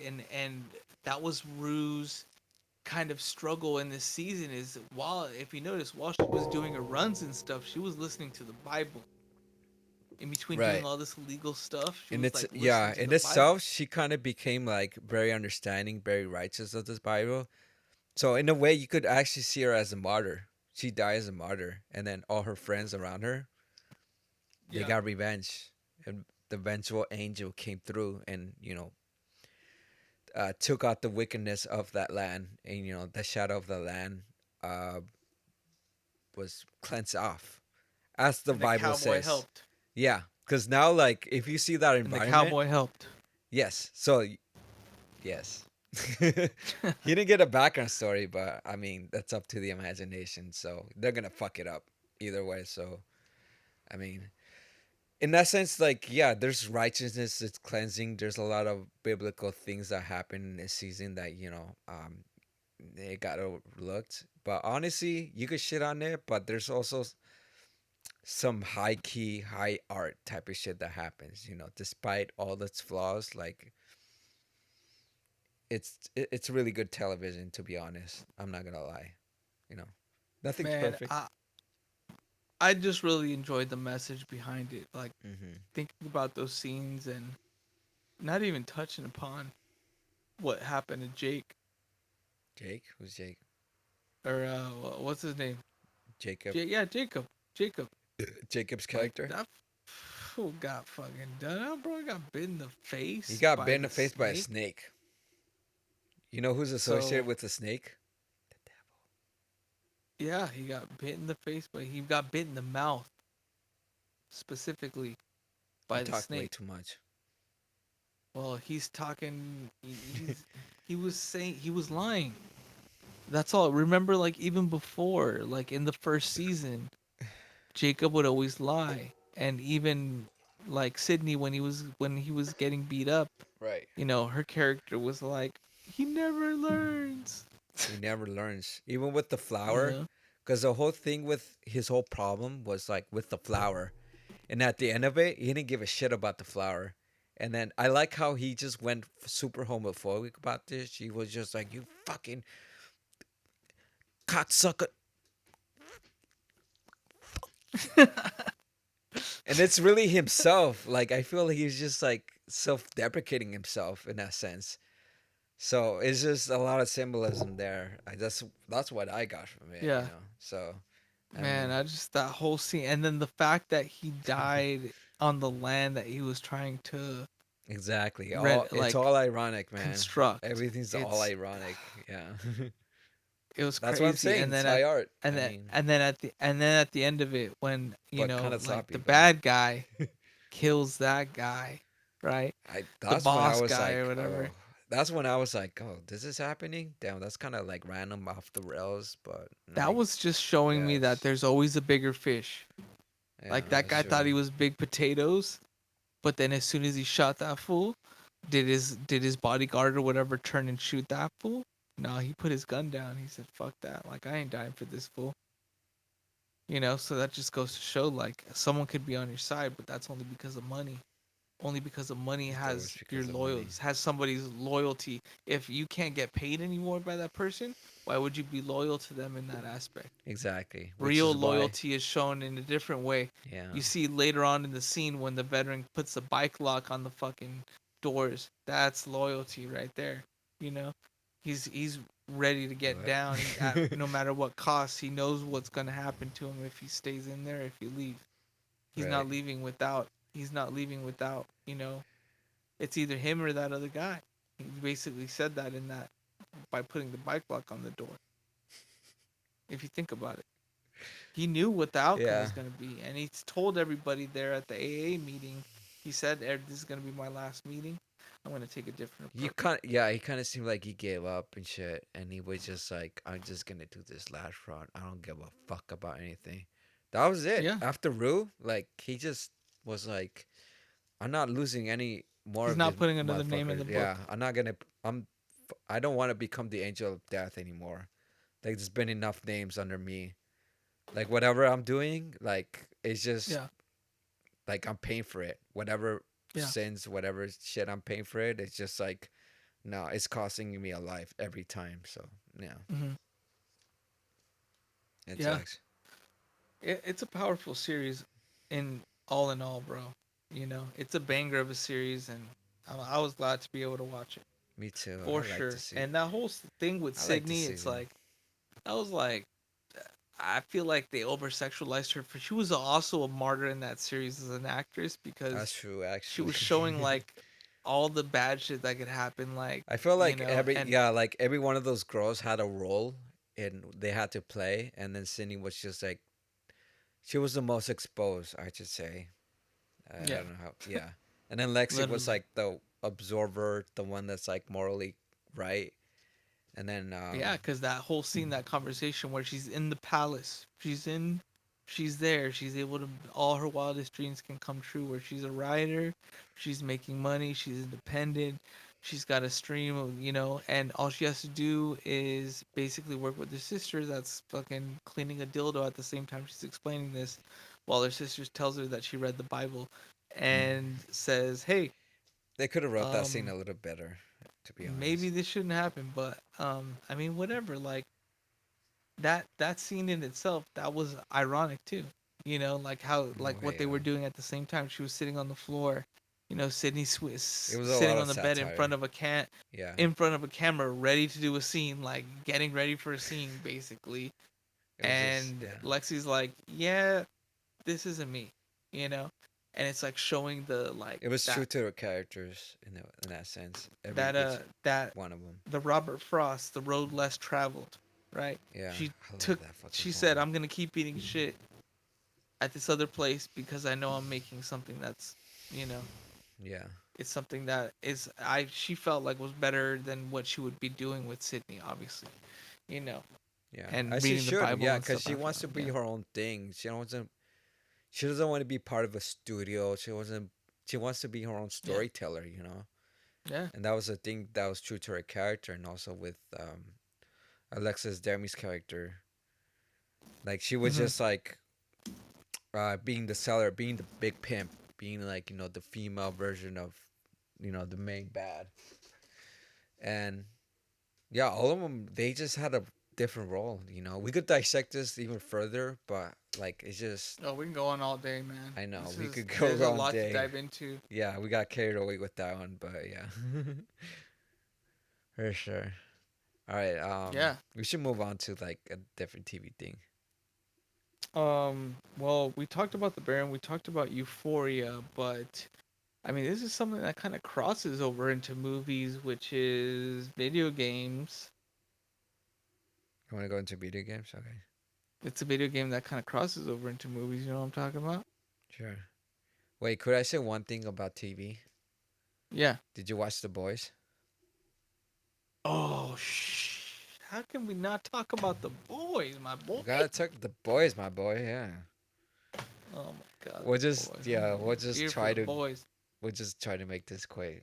Um, Let's take a pause for the boys. I'm sorry. The main one. We I saw mean his one. demise in the boys. The Boys. Oh yeah, the racist. I mean, What's his name again? at this point in media, we're already getting tired of it. Politics, Homelander. just politics in general. Everyone's a fucking Trump figure. Everyone's like, yeah, he's a big bad. Whether it's Kingpin, whether it's whatever, and then of How are we course getting like into Homelander. politics? I thought this was about the boys. Homelander, This is about the honestly, boys. Homelander has always been like in the comics, it's been a political figure. You know, Well, obviously, this is the thing about you're right. yeah, Look, I'm not denying the fact that the series The Boys does have a lot to do with politics. All kinds of politics. Definitely what we're experiencing nowadays is just like they actually they're saying that the boys were showing that Donald Trump would make a gold statue of himself like Homelander did. So like they're they drawing influences. reality actually beat them to it, and then they said like, Yeah, we it's didn't know like The whether they're gonna do Simpsons. that. We didn't know whether they're gonna do Yeah, that.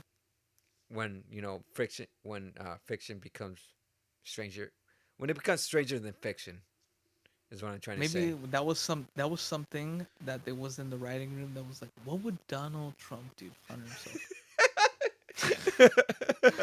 The What is ironic something part of that Donald shit. Trump? What You would know? Donald Trump actually do? He would actually make himself as a Jesus figure. I made myself as Jesus figure just to mock the liberals, the libtards. I just did it just for that. That's actually not a bad impression, Serge. That's kind of funny. I don't know. I'm That's pretty worried. good. Okay, I'm worried. if you don't know, we're also recording this in video, so you can watch this on YouTube, just so you know. But anyways, All right, um, come on. yeah, dude, it's this whole series was crazy, man, from beginning to end. I don't know how long ago did the series start? Like um, it was 5 season in, 21? like more than before 2020, before COVID.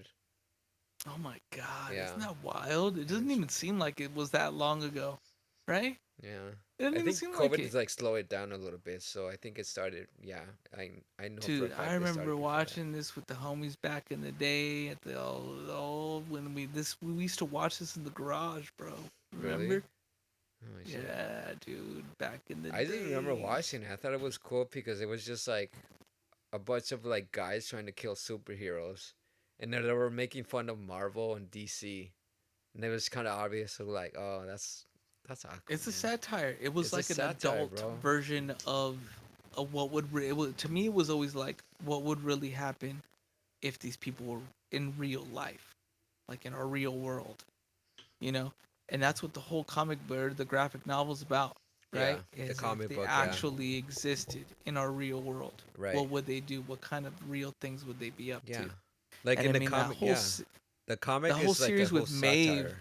Yeah, it was well, a that whole whole series satire with about. Maven. Sorry, go ahead. No, I was gonna say that whole series with Maven and them in the airplane. How it should was like someone That was recorded like, them, yeah, that was a catalyst and that of it was like all. the blackmail. Like that was the whole thing about it, and that was like the most real moment. In Yeah, my opinion. I don't know. What are you gonna say?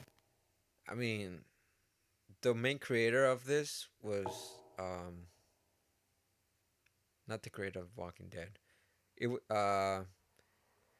He just had like this super, not prejudice, but just super hateful look on like superheroes. Like he was just tired of it, so he just like made a satire of that, and then he seen himself as like Billy Butcher. Like what if like, oh yeah, what if like superheroes are just fucking assholes that could just fucking do anything they want to do at their will at any time, and be super artificial, like movie stars basically, and just be like they could run the role and they don't give a fuck because they have all the superpowers in the world. What was? How did you feel about when? Spoiler alert. When We know. Frenchie when Frenchie passed or got murked, basically. The feels were real, and also it was I feel just like it. like that's it. I feel like it could have been avoided. I just feel like it could have been Bro, avoided. I Like, know there was just a lot of things in this like this last season was just like very inconvenient, but also convenient. Like, well, if he was able to do this, then how come we didn't do that earlier? Like, like that dude, type you know of what's logic. crazy though? Yeah, What about like the final scene where it's like the fight between him and Butcher? the whole Hunter and Like, Butcher at the Oval yeah, Office. yeah, That was satisfying. that was like, That was like oh my like my god, main positive it on was that like, like last episode. It was just satisfying to see that. yeah, But I if it thought didn't so too. happen, it wouldn't like scarred people for life. But also like, bro, like you're just telling us that we can't win. Like this is a Trump figure, and then we're the fucking libtards, and we can't win. Like please give us that fucking satisfaction, type of shit, you know. But the fact that they did that, not just on a political sphere, just like as far as like the series has gone, like Homelander was always the main villain, and we want to see him dead because he just needs to fucking die. die. He needs to And then die. we got that, and then it's just like, okay, that's satisfying. But just everything else is just like we were promised. We thought we were gonna get like a scorched earth where he just went like fucking unhinged and just went like fuck the earth, and then no one could stop him. But then He was going there. He was going there. what? And that's what they stopped. If you notice, like Right. he said, remember when it was like, oh, he like went off script, Mm-hmm. and he's like, and anyone that doesn't like it, it's like will be fucking, basically fucking burned Right. alive. But I feel like why they didn't do that is just to show like they have a big mouth, but then when it comes down to it, it's not gonna fucking happen. You know, it's just like you have big balls. You're up there talking like Yeah, some of the figures that we know publicly, not just Donald Trump. It's just like other people that they're gonna do yeah. things and gonna say Just that whole things, scene, and it's just just that whole like scene when he was on his knees, bro, and he was I'll like suck trying to your jump up dick. and fly. Oh my god. So I saw like I'm um gonna record that clip. no, I saw like an Instagram.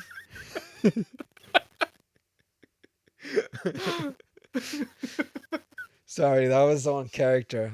So there was there was literally a fucking Instagram story where um they said like, oh, what if there's like a Japanese subtitle of this, and then it's literally like the same scene when he's like about to kill him, and he finds out like Hmm. both of them don't have powers, and then Butcher like is about to kill him, and it's basically subbed by like two Japanese like women, and it's just like and both their voices are Japanese women. And it's like, bro, you gotta check out this fucking Japanese dub. That's just wow. He's like, I'm not gonna go, and they're saying exactly the same thing. They're like, Asakyo. And they're just like, this is for Pekka-san. And then they cut right there. That's where they fucking cut. But it's just like the funniest shit to see. I just We're felt gonna link this in. We have to link this we're in the gonna thing now. fucking You link know this that, shit. right? I know, but I don't know. Like, That's there's what. just a lot. Like, people shit on the last season, but also like a lot of things were on character, like myself, that I just did Yeah. right now. That they just made sense. You know, it was just like, yeah, Also, of course, like Homelander would be a little bitch about that shit because he's just been relying on this power his whole life that he doesn't know what it feels like to have the feel to punch someone with your full muscles. All that shit's just padding. All that shit's he's just like, like, a demonstration of uh, just like that. He uh, never had to use his full strength. All he had to yeah, do is just like tear a guy apart, just like pull his fingers apart. Just like yeah. So never that's like why, like the struggling like that's why it was crazy because at that point Butcher basically became he became Homelander. Like at that point, Butcher became no, Homelander. he just You became know? normal. Like he just like the levels were just like this and then they were just Yeah, like but that's what I'm at saying. this and Like then that's just how like dramatically it shifted. You know, like yeah. Butcher, like he didn't even know how to fight at Because that he was point. He there. didn't know what to This is do. always how it's always been. And then when it came to Hollander, like it was just always like this. And then when it came I to just gotta that, it's say just though, like like in something that I talked about with Rocks too was like A Train's arc of like how he was the character that first like disintegrated a woman by using his power and had no second thought remorse, about it, nothing. Yeah, becoming like the person that was like, and that's what got him was like someone was walking in the road and he shifted, he like moved out of the way, and that's what got him caught, was because of that one moment. And it was like he grew in that whole arc, he grew from what he used to be into like a person that was on the other side, like an actual hero, and he died a hero because of he made a sacrifice basically in yeah, that he instance, did. you know. And it just So became evident, like yeah, like I don't know why I'm always being afraid of you. You're just like me. Fren- Anyone could die. Frenchie, yeah, and Frenchie's sacrifice was like, bro, you didn't really have to go down like it didn't have to go down like that. I They don't think it just had to go needed down. to, yeah, they just needed one character to They die. I they mean, the needed episode drama. was called, um, what was that? It was like three. They were basically describing like um, Oh yeah, that was it. I think mother's that was the milk, name of it. the Japanese woman, and the Frenchman, and then basically one of them had to die, and then they just chose the Yeah, Frenchman. You know, of course it was European. Shh, I spit on your milk but dude, that is cards. what the fuck? What the fuck about? You know what that shit? Full milk You know what bomb. that scene reminded me of when she went to Europe and she did all that shit. It reminded me of Batman, The Dark Knight Rises, where they had this whole scenario like, I always imagine you being in Europe and you being with a woman and not being Batman anymore. And then at the end of the movie, he does exactly like that. It was just like this recreation of this hopeful dream that actually did come into fruition, but in a different way that was the original outcome of it. But I don't know, man. Like, I could see why it's underwhelming, and I could see why it's like fucking a little bit hated.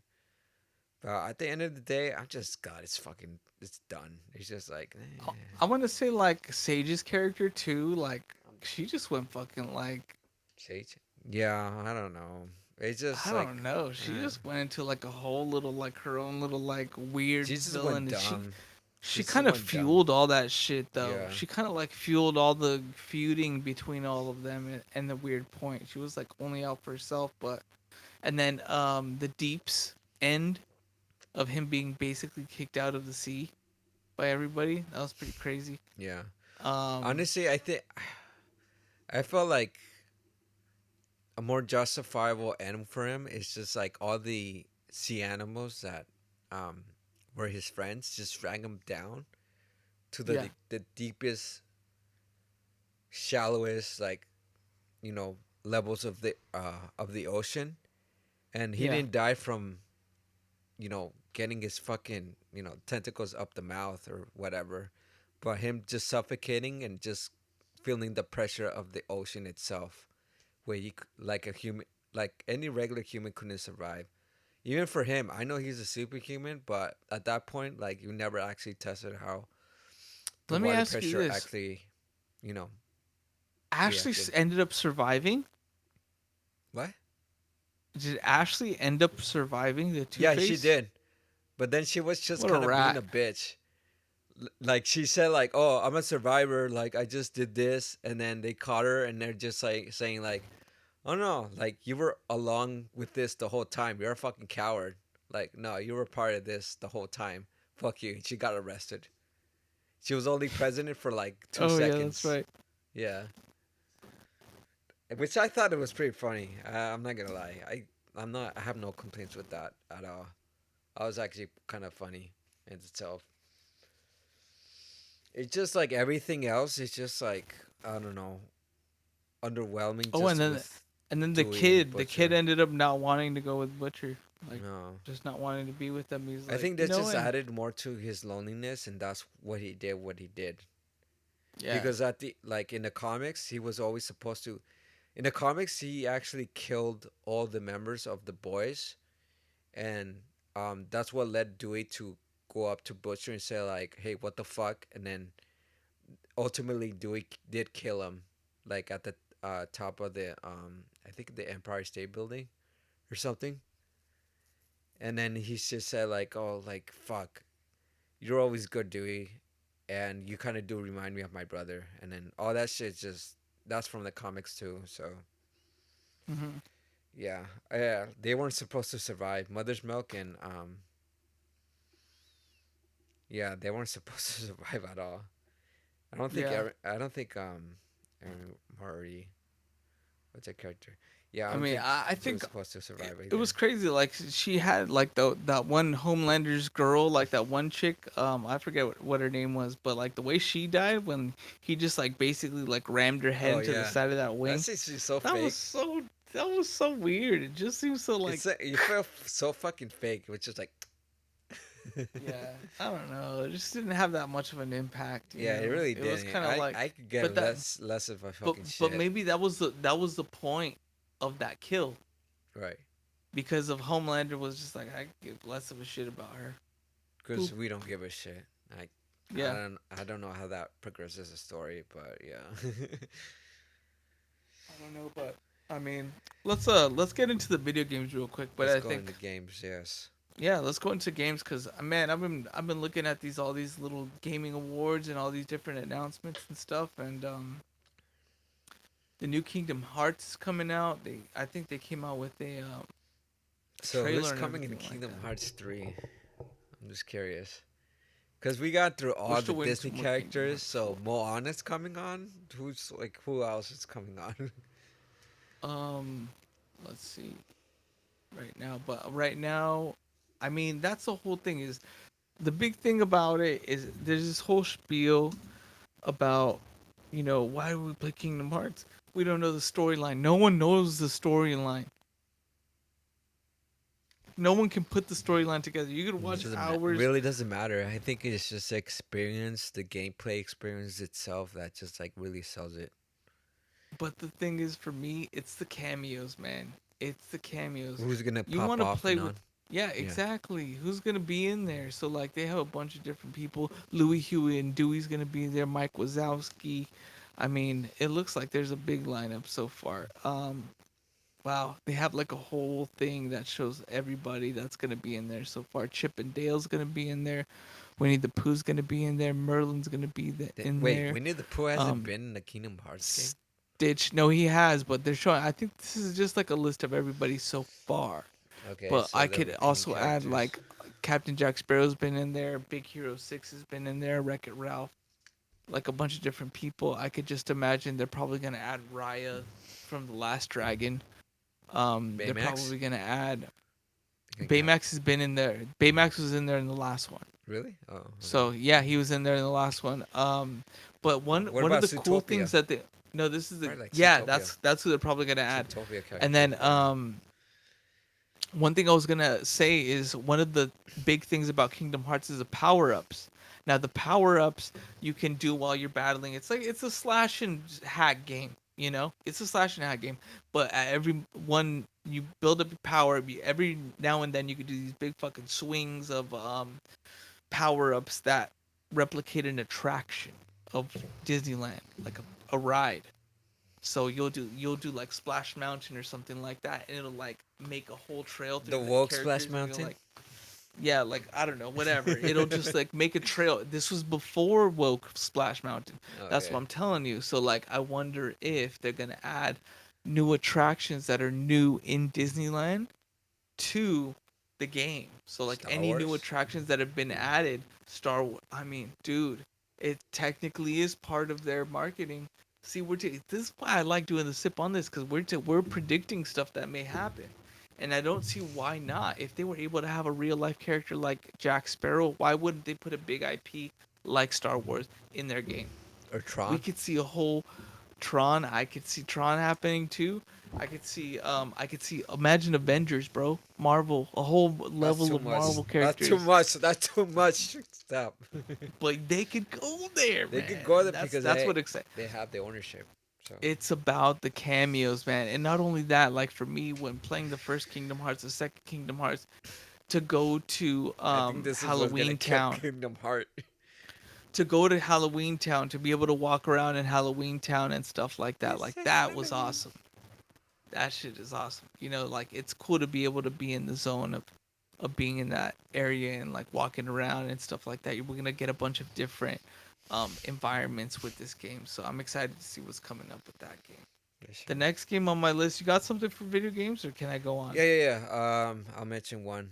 So, Yeah, let's say that one. So one of the games I've been looking forward to is they came up with God of War. So they're extending that universe itself. So, if you play God of War, like the remake, the 2018 one, they got into Norse mythology, and then of course, yeah, like, all the Kratos is different the gods and dad, stuff like that. and then at the beginning they burn the mother, and then you get to follow the mother's journey. She goes Damn. to she gets burned, and then she goes into like a different realm, and it's not fucking heaven at all. There's no peace there. Yeah, Where she goes into a realm where all the gods that have been killed all go there, and they're all just like trapped in there, and they're just like fighting with each other. And I don't know how the dynamic is between all the gods that have died, but the thing that I'm excited for is just like all the gods in there. Like, you mean like Zeus is in there, Ares is in there. Like, she's gonna encounter like Kratos' past, just like how in the remake, well, not the remakes, but the sequels, God of War and God of War Ragnarok, where Atreus has to he explored like his dad's past, but then she gets to explore like Kratos' past. That's when I'm interested. She's gonna encounter fucking Zeus, Ares, all the fucking Greek motherfuckers. Like, they're gonna be saying like, bro, that motherfucker was crazy as fuck. Let me fucking tell you a whole fucking story about that shit. So yeah, it's a whole fucking storytelling perspective on that shit, and honestly, it's like, lore. it has the same battle mechanics as God of War, except she Hmm. could fucking double jump. And then he did Okay. say like, oh yeah, I do remember your mom battling, and she fought beautifully. And then it's just like, oh, you fucking see it in this fucking game. So I'm Yeah. excited. Deborah Ann Wool from you might know her from Daredevil, from the Daredevil series. Right. She's actually in the game. Well, she was in Ragnarok. She got a cameo from being Mm-hmm. the mother of Atreus, and then she's back for this one, and she gets a whole full on like motion capture performance out of her with this game. God of War ladder. It starts with an L. It's her full name, I think, but they only call her like Um. Lay, Faye, Faye. Faye. Yeah, but Yeah. the name of the Kratos is out. Faye is in the God of War. Way Lost Faye La Faye. Yeah, creators. La Faye is her full name. So just so you guys know. Also, who's in First look it? at God of Wait, War also who's Lafay. in it is Dennis. No, not Dennis. Um, the guy that Oh plays wow. Dewey in The Mm-hmm. Boys, bringing it back. Oh wow. He's actually in He's the gonna be game. in it. Yeah, he's gonna be playing a cube with a sword on top. And the sword itself is also a character. So it's like two Hmm. characters in one. It's really interesting, Wow. I'm looking at some images now, and it looks like it's gonna go down with this one for sure. bro. It There's a is. lot of motion capturing, really close slow mo action, like we like. Um. I mean, speaking of games of war, there's another game that was on my list that I wanted to talk about. So Gears of War E Day. If you know what I'm talking about. Gears of War. Let me tell you this much. I'll be flat out honest with you. I have not played Gears of War. I never played Gears of War. The story mode. I I've never played played it. online mode. I played it a trickle of times at my friends' houses. And of I know course, the from the game homie. Yeah. mechanics. Yeah. And I played alongside them because it was like a co-op mode that you could play online. So I used to play alongside them and stuff like that. And bro, just I mean, just the sheer amount of like physical, um, I don't know, just the feel behind the game. Just what is that called? Like the feel, like when like the physics behind the game, just how they interact with the controller and everything like that. It's just great with Gears of War. Yeah, it's their perception is very close to how you are. It's like So it's a it's a third person. Um, yeah, it's like a movie, man. yeah, it It is really like a is like a movie. movie. Honestly, like when I see Gears of War, I think about like the movie I forgot what the movie is called, but it's like very behind your camera, so you're very close, like in the perception of Like like Cloverfield. That's what kind I of. think of. It's not Like kind of like that. POV. It's just right behind Yeah. the camera. Yeah, You but know, like you know how the POV is looking at characters? Children of Like Men. that's what yeah. It reminds Oh, you of okay. Children of Men. There's that one part where he's Right. just like right behind the characters, like right behind him, and then like if Hmm. anyone gets shot, the splash of blood just comes onto the camera. Whoa. Yeah, That's that's how pretty Gears awesome. of War is, to be Yeah, honest. I The splash mean, of Call camera of just Duty's comes out like like that. that. There's Yeah, different stuff like that, but the different mechanic in this, and I was looking more into it as they announced like, I guess the camera used to like go in kind of into the character and kind of like zoom in when you would like slide under things and stuff like that. And this new game mechanic, I guess, zooms out a little bit more, so it gives you more perspective for bigger environments. Because I guess the environments in these levels are a lot bigger, so they're zooming out more and they're giving you more perspective and stuff like that. So we could expect a lot of that stuff. And let me tell you, like just playing from co-op before, looking forward to this game, dude. Big shotgun action. I love the shotgun action. Just big old shots that just like blow limbs apart. You can't get enough of that in this game, right there. and it's looking real good from the gameplay that I've seen in the past couple of days. It's available on Steam and Xbox for pre-order. It looks like they're even doing a E-Day The game's collector's available now. edition. It's available for pre-order. They're doing a collector's edition. You could pre-order now a premium collector's edition created for you, and it has like a bunch of like little statues, a digital pack that you could do, and yeah, It looks pretty dope. When does it? It doesn't have a day that it says that it's gonna be released. I don't. That's all right. I'm Let's see if seeing. they I'm have not Gears surprised. of War Reloaded E-Day. Excuse me. I'm trying the blueberry lager. So I will say October 6, 2026. the Sorry. blueberry notes actually do come off. It's on, As soon as you cracked it open, right? yeah, it's You just can like smell it. It's super fruity, bro. yeah. It's no, it's definitely like how hard seltzer will smell. Well, I mean, yeah, the white claw will come off. I I sell a lot of white claws to a lot of people when bartending. They said Oh like, "Give me yeah. your hard seltzer," and I just we usually have like two flavors. Hard seltzer, buddy. We give me a hard seltzer. I was just like, Let me get your okay, we only Topo got black cherry, Chico. white claw, so okay, here you go. But sometimes we get like blueberry flavors, and then I had to mandatorily like open the can, and hand it over to them, so I could already Yeah. smell like the hint of that beer, and Yeah. just be like, Right. and it's Hmm. like, oh Okay. man, you guys are taking on a lot of sugar, bro. I don't know how you Yeah. guys do it.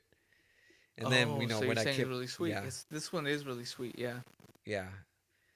Honestly, the sweetness is dangerous. When I smell something sweet, I was like, I'm gonna be gone. I'm gonna be fucking gone. Yeah. Except for this beer, I'm not gonna Oh, be gone. interesting.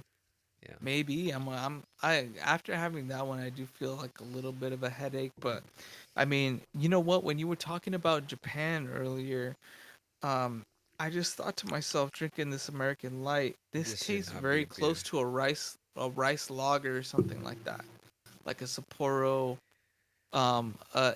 Ichiban, Kirin Ichiban, something like that. This Like is a fucking it's hard seltzer. Oh my gosh, what the no, fuck? I'm talking, yeah, dude. I'm telling you that blueberry is a doozy, bro. It Give it literally to the tastes like a. girls. Hey, You know you what it never tastes been like? into It's like beers? Drink this beer. if you got seltzer water and put a blueberry blunt wrap in there and just like left it in there soaking Right. and you drank it. That's what it tastes like. Pretty good though. Yeah, it's pretty good. Not gonna lie. This one tastes like Kirin Ichiban. It's pretty good. It's very crisp, clean, The natural, American Light. natural. The American Light. Yeah. How do you like it? American Light.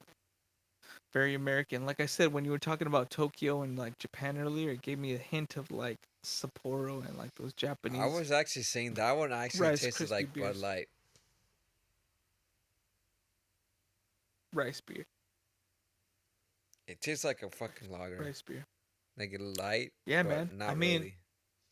dude, we actually we did a big sip on this, bro. We did about 3 beers and we talked about video games, we talked about movies, we What's your talked last about video game? oh shoot, this is the big one. This is the big one. This is the one that we're both going to talk about. So in November, we have GTA 6 coming out, supposedly, quote unquote, right? And we have Cashing our two. culture. No other game developers have dared to release their games around this time, but we have some champions in the We house. got two people None that other want to fuck than go up to those motherfuckers. Godzilla Destroy All Monsters, Melee. which I just realized the acronym for that is goddamn. No, it's just damn. It's just damn. It's Godzilla G damn. damn. God damn. God But damn. that and That was a it's really fun also game. Yeah. going It's a going with remake. Remastered. um It's a remastered, yeah. it's going also against Sergio, do you want to tell him? It's also going against, we don't know the date yet, but it's late 2026. And you guys all know it. Ocarina of Time is having a fucking remake in No 2026. way. Yes. On the Switch too? On the Switch, fucking 2. The only reason I'm probably going to get a Switch 2.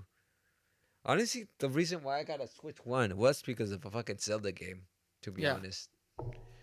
I mean, they're gonna be and this is the whole thing about it. Godzilla Destroy All Monsters is a remaster. Zelda is a remaster. So you know what? I think this is the moment for me to play Zelda for the first time. On this remake, Is yeah. this remake I on was this just remake? thinking This is about for that. me. I was thinking about that for you, yeah. Yeah, this is for me because like I Why? actually did play the intro to Ocarina of Time on the uh Explain your 64. experience. Yeah.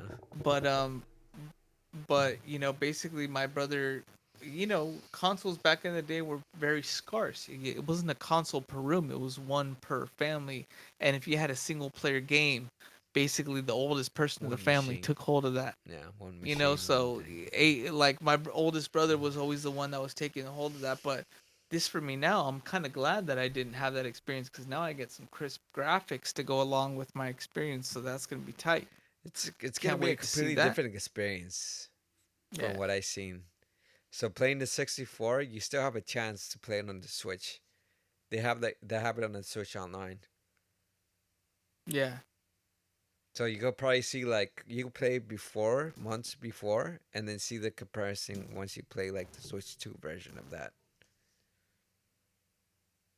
So everything we know Ooh, about look at Godzilla that. destroy all monsters. Basically the Man, game he's will so burnt. the the game will mostly feature exact same roster of the original release with one exception. The roster will consist of I God's hop on here. Heisei Godzilla, Godzilla 2000, Anguirus, Megalon, Gigan, Rodan, King Ghidorah, Mecha King Ghidorah, Destroya, Kiru, and Orga. It is currently unknown which versions Anguirus, Ghidorah. Rodan, or Gigan will be used. Ghidorah. Hase Mecha Godzilla has been removed from the lineup and replaced by Showa Mecha Godzilla. It is not skinned. It's our new final boss. Every stage from the GameCube release is returning. That being Seattle, Tokyo, San Francisco, London, LA, Osaka, Monsterland, and the Mothership. No word on Xbox stages. Vortac Boxing Ring and the Thrashburg, but it seems they won't make it despite Curio being added. So I mean, this seems like a big free for all mashup melee game, and there's gonna be a destruction mode is returning, including potentially new mode Excuse where me. destroying buildings makes your kaiju grow stronger. That's pretty cool. Another new mode is called tournament mode, which we don't have enough information on, but I could just imagine tournament mode is probably going into like you have to get enough destruction or get enough things and you move to the next tier versus No, another you get team or to something fight like that. different characters. How it is like with Mortal Kombat. Like you fight different characters, and then the more you win, the more you move up. Oh, so it could be against like it could be a bunch of like online Yeah. multiplayers. No, no, no, no. That sounds right. It's just like the CPU or the AI, I should say, Right, and they're but this just is a like new mode, so it's called tournament mode. So just judging upon that and what we're able and capable of doing today, I honestly, could it's a say mix that. of yeah. I think it's just like they're fighting the CPU or the AI of Do you think different it's gonna be multiplayer online? like characters. No, no, no. It's just like it's characters like offline, and they get to fight that, and it's just like harder. Along the lines, it's like every you get to fight every fucking monster character along the Yeah. way, just like Well, how it is with Mortal Kombat. People are psyched about this. It's releasing It November, is. but It's a really good this is the game, whole point of why these games are crazy because right? they're remasters releasing the same month as GTA. It's like It's nostalgia. remasters. It's like nostalgia fighting against like the new thing that's going on. Yeah. Hmm. So let's see what happens. I mean, obviously GTA is gonna blow them out of the water. We already kind of know that, Yeah, but but with something like that, this might be a thing. Like this could be like the new, it's sort of Barbenheimer. no, it's sort of like no, no, no, no, no. It's sort of like how we were talking about the two movies earlier, with Mandalorian being like the big IP versus like the two little the back rooms and the obsessions, and Right. they actually like fucking got more money at the box office than